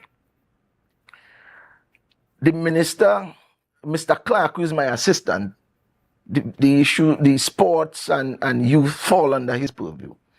And Mr. Clark started out with a very, very amicable relationship with the minister. I did not get involved or interfere. There was no need to. Right. We were cordial. And when it comes to matters where I, as the secretary, had to sign off on, and wherever there was a need for a conversation, those conversations were had. The deterioration came, right? When we built the multipurpose, the Black Rock Beach Fest, when we were building the Black Rock Beach, the minister started making some public statements and stuff, and it really bothered me. It really bothered me because I know that this shouldn't be.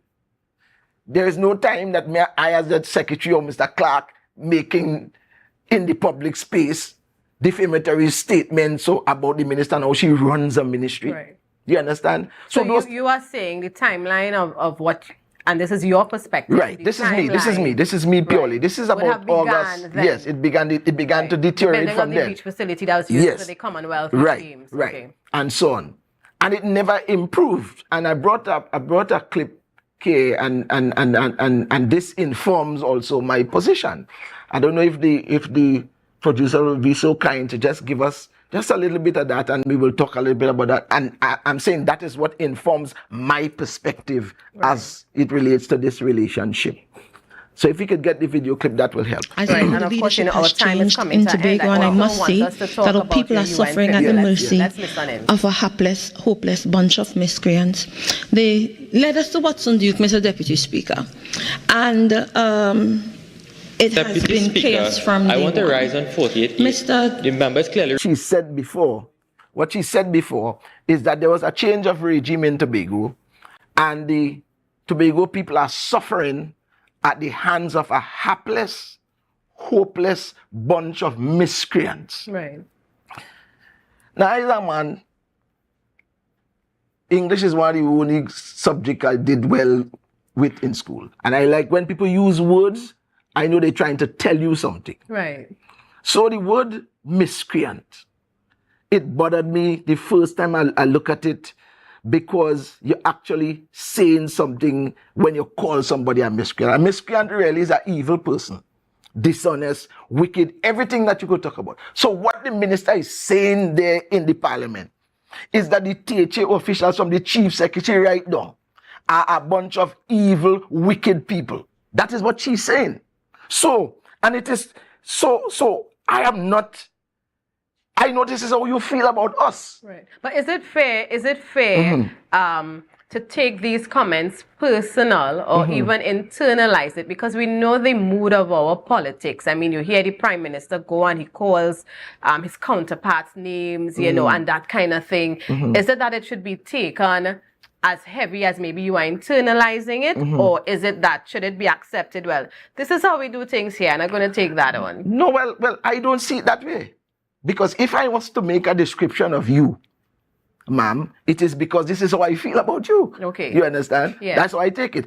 And maybe we at the place now where we need to be careful about what we say about people. Right. And I do not subscribe to this view that because you say it in parliament, you didn't mean it. And you say, and I don't subscribe to that. You say what is on your heart. Right. Or people say mouth open. Of course. Story jump out. And not only that. Yeah. Not only her behavior is reflective of those sentiments. Right. So let's look more. So we have this situation, the Black Rock. So is it that you mentioned that the relationship was cordial in the past, yes, but you would have experienced a deterioration in your perspective? And here we have this situation where the ministry had planned courses. Is it that you all had no inclination that was happening in terms of CompDev?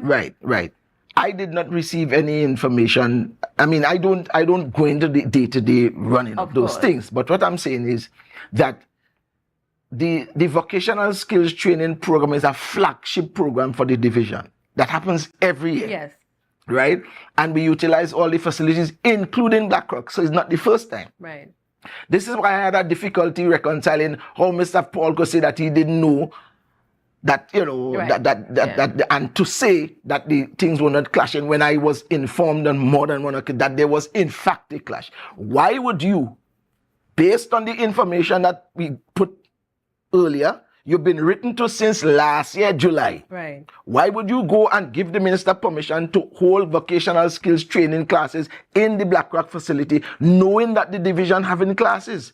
Right. You understand? Right. And also doing the same classes that the division is doing in large part. Right. And also engaging the very tutor of the division. Who does that? Who does that? Right.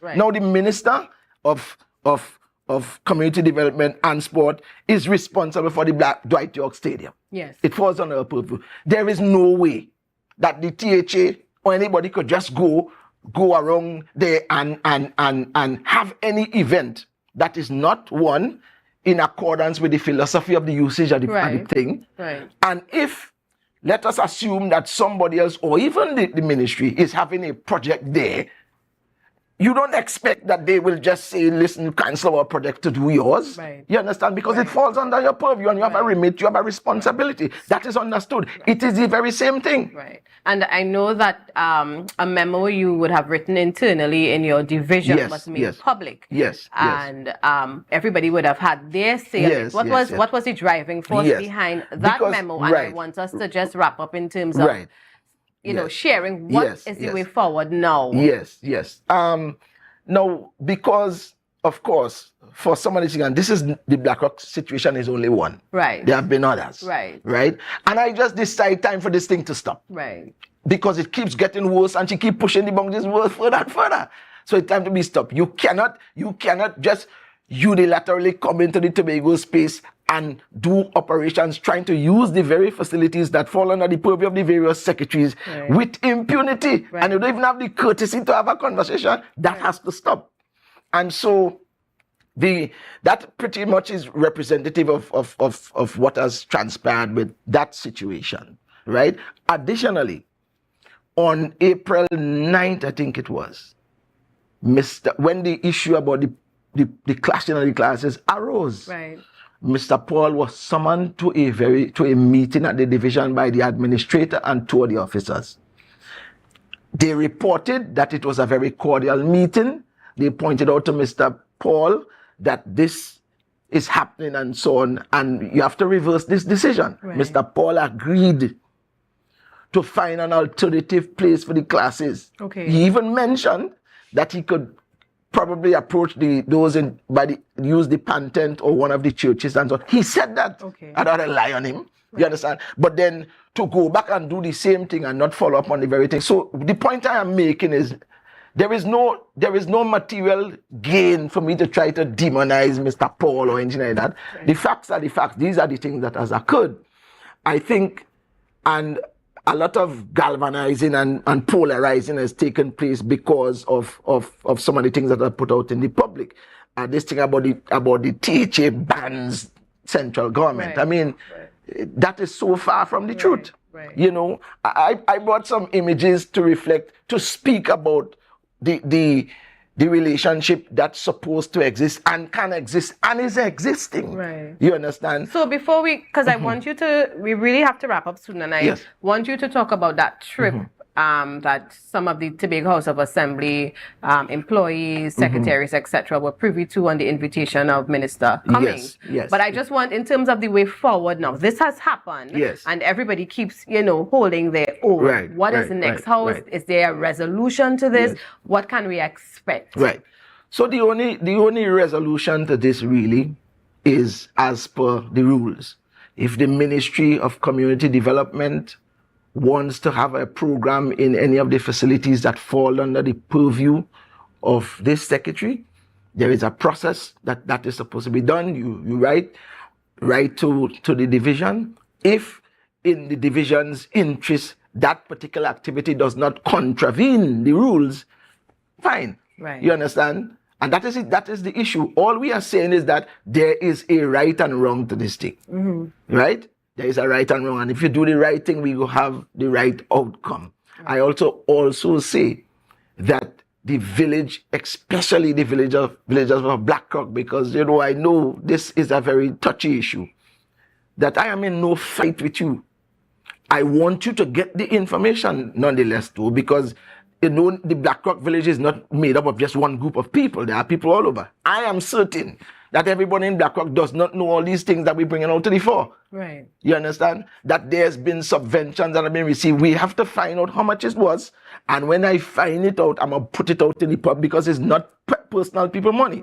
We are not at all inferring that anybody was engaged in any activity that was nefarious. That's not what we're saying. But the information will be put out there for public consumption, so we can know this is what we should expect and all that kind of stuff. So let's switch squares. Your UN trip. What was that trip about? How did you get in that space? Yes. What were maybe some of the discussions or lessons learned out of a trip like that? The UN trip is Minister Foster Cummings, the Minister of Youth and National Service.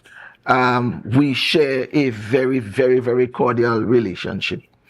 He extended an invite to the division, to me as the secretary, last year, the first time, to this ECOSOC conference. It is, of course, a conference held at the UN where it is an engagement of young people across the world on every material issue you can think about that has to do with the building and the development of the societies and countries. It has to do with politics. It has to do with the social challenges. It has to do with global warming. It has to do every matter. And so it was really at first, the first time it was an intimidating space. Right. You understand? Right. Because you're in this space with all these people, and to listen to the conversations and to listen to the various young people share some of the things that's happening in their various countries. Right. Listening to some of the success stories, some of the countries in Africa and Europe, and I learned for the first time. I did not even know there was a country by that name. I can't even pronounce it properly. I sat next to this gentleman. It is a country that is somewhere close to Iran, somewhere in that general area. I wouldn't even try to pronounce it. But the gentleman gave me this thing that I'm wearing on my hand here. Okay. And he was one of the speakers and so on, and just sharing their own perspective on what young people are facing in those countries and so on. Right. Also, we had the opportunity to have a courtesy call with the UN Secretary General, who is from Trinidad. Yes. That was a meaningful conversation. Of course, we were there last year when the time for the voting was coming up and so on, and those kinds of things. We also were privileged to go to the consulate. And that was an interesting conversation. And we talked about possibilities and opportunities for people from Tobago, entrepreneurs and so on, who want to get their products into the international market and so on. Those conversations were taking place, and it has encouraged me to jump in as part of the voice for those things and see what we can do. Okay. Because remember, in our tech voc, in our vocational skills training, we are graduating. Last year we graduated 1,500 people. Yes. And so we are trying to find a way to get these people, at least give them a start and wherever we can get them. Because they are now equipped with the skills. Indeed. Yes. And they may want to sum up, because the products that I have seen are products that are of international standard. Yes. So there is support with that link up, and that is something that we will pursue.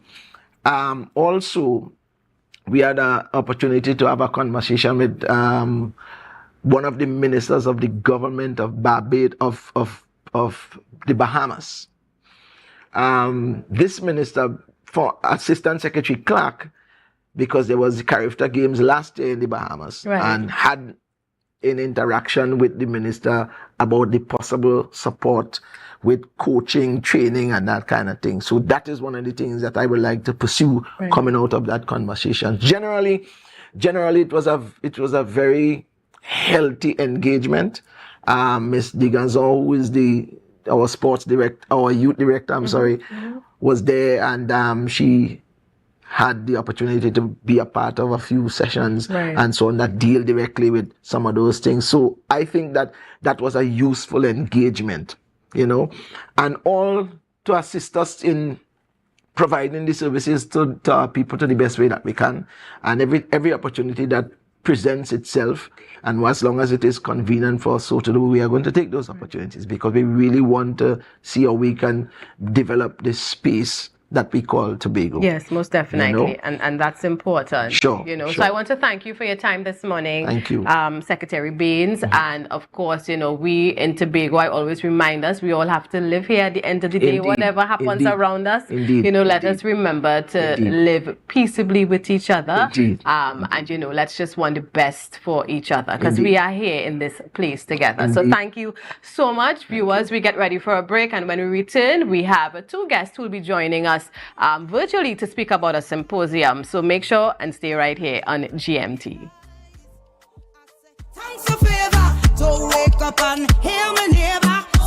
Tobago Glass Supplies has been a leading name for over 37 years in the glass and aluminum market in Tobago. We provide an extensive range of high-quality, innovative aluminum and glass products for commercial and residential use. Competitive prices with superior and professional services by committed employees who are guided by rigid quality standards. Tobago Glass Supplies specializes in the manufacture and installation of glass and aluminum products that that are essential to today's homeowners and the business environment. We are engaged in marketing, sales, and installation of a variety of products. These ranges from windows and doors to necessities such as mirrors for homes and vehicles, designed and manufactured in-house or imported.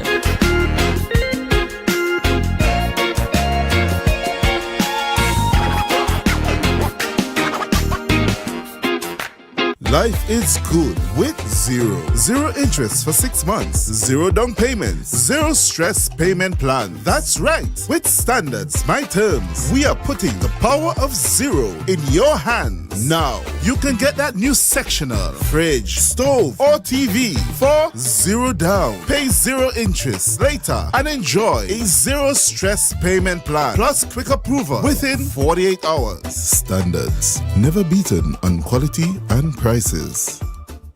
You can now get whatever you need whenever you need it anywhere in Tobago with Tobago. Your meals, medication, groceries, and shopping all delivered directly to you. No more hassle, no more stress. Get the Tobago app today on Google Play or Apple App Store. That's TAPPOGO and let us deliver to you. Check our website at www.tapogo.app or call the experts at 494-TOGO and 484-4746. Tobago. Relax. We will get it to you. Tobago's at your service. The best place to stay in Tobago is at Thorn's Place with rates starting as low as 200 TT. Call or WhatsApp 745-7306 or 682-8676. We are located uptown Scarborough, 5 minutes away from the port. Remember, at Thorn's Place, our aim is to make your stay safe and affordable.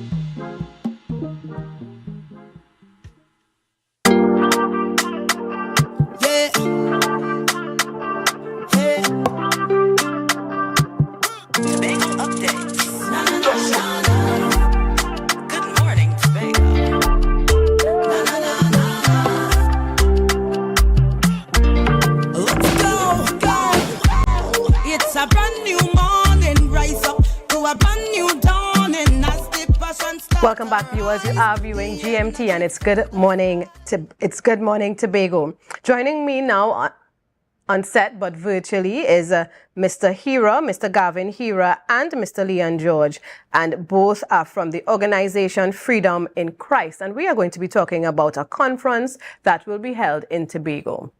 So, good morning, gentlemen. Hi, morning. Good morning. To you, and Thank morning you for having us. I'm so sorry you're not here with us physically, but I know you would be on the island soon. And I just want to get right into it. I'm not sure if Mr. George or maybe Mr. Hira, you would be able to help with this question. Freedom in Christ. Who is Freedom in Christ? Right. So Freedom in Christ, in fact, is a program that is conducted online. Both my wife and I are facilitators here in Trinidad and Tobago, and we run a small group online for participants, and it's a 9-month program. Okay. And it deals with issues of leadership. It deals with issues of decision making, but it deals more with personal issues and utilizing, biblical and what you call Christian strategies and standards in order to transform your life to be a better leader.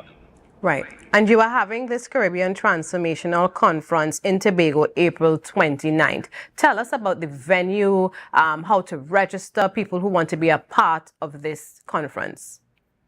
Well, yes. First, I want to thank the Media House for inviting us and for accommodating the conversation this morning. In order to register, you have to call 355-6024. That is 355-6024. That is our secretariat. They are on standby to take your calls.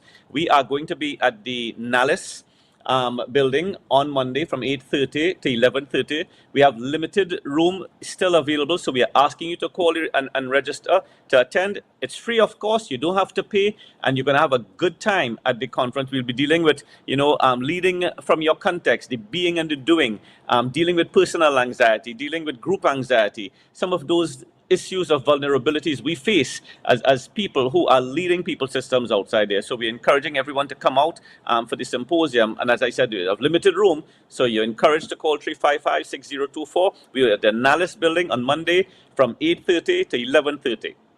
Right, and I think what's one of the things that would attract our viewers, of course, is this is free. So here you have an opportunity for self-development and you are not being charged. Now, is this conference, is it just a one-day event, or can people who are a part of this conference expect more events or conferences later on on the island?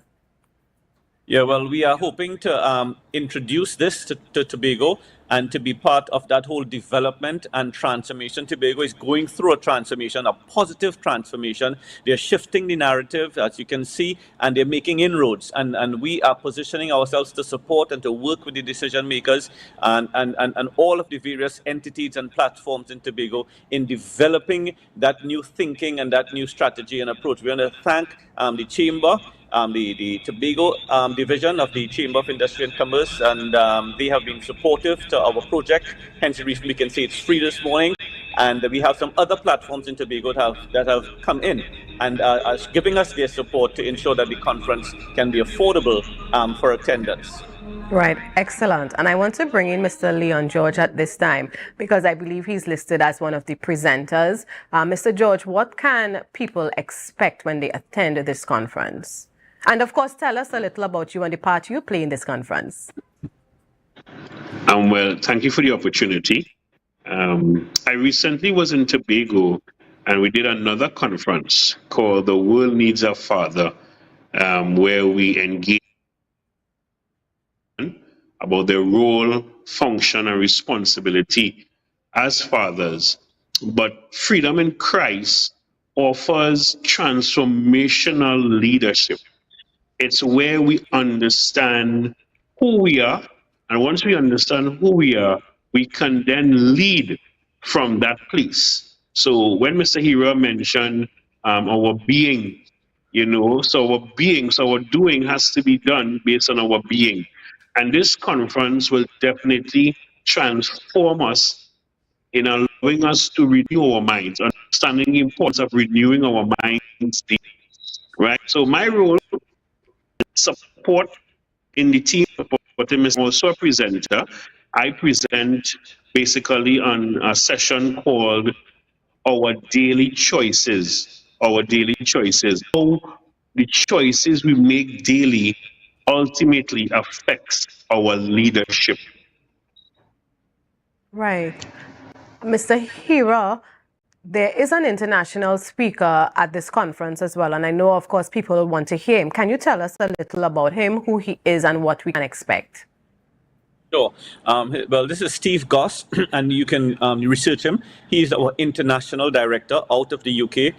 He will be visiting. He's the feature speaker in Trinidad at Faith Assembly International in Aruca, and he will be the feature speaker in Tobago also. So we are teaming up in Tobago, and he will be presenting on some of the key issues, that being and the doing that we spoke about, leading from your context. But more importantly, the seminar, workshop, symposium in Tobago is not a sit down and write down. It is an opportunity to engage. We'll be having discussions with the group. Right. We'll be sharing and talking through and working through some of the issues, because that is what Freedom in Christ is all about. It's not just coming and getting the material and walking away. It is getting the material and seeing how you use the tools to more or less readjust your toolbox to become that better person in order to lead.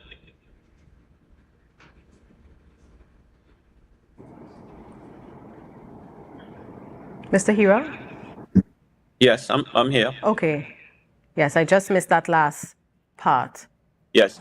I said that it's an interactive conference, as I said, and Steve is going to be part of coming together. We are working and moderating with Leon, and he is the international director out of the UK, and he will be visiting. So it's an opportunity to engage with Steve, get to meet him, get to hear from him. And as I said, this is not going to be his first and only time in Tobago. We're hoping to have more conferences like this in Tobago and to engage with our, of course, our Tobago leaders. And who are some of the other presenters? I know that we had the flyer up, but tell us a little about the other presenters. Right, so the other presenters are Pastor Teron Abner, and he will be speaking in Trinidad. He's expected to be with us in Tobago. We are still confirming that. We also have the regional director, that is Claudette Bennett. She's coming out of Jamaica. She's going to be with us in Tobago, and she will be part of the actual engagement and talking more about the Freedom in Christ program, and of course, leading and speaking with the women and some of their issues. Because the good thing about this conference, this symposium, it deals with issues of young people, hence the reason for the choices that you make. It will be dealing with women, with married couples, and with men. So it's a holistic approach to the attendance, and it's also a holistic approach to that sort of fixing me so I can fix others. Right.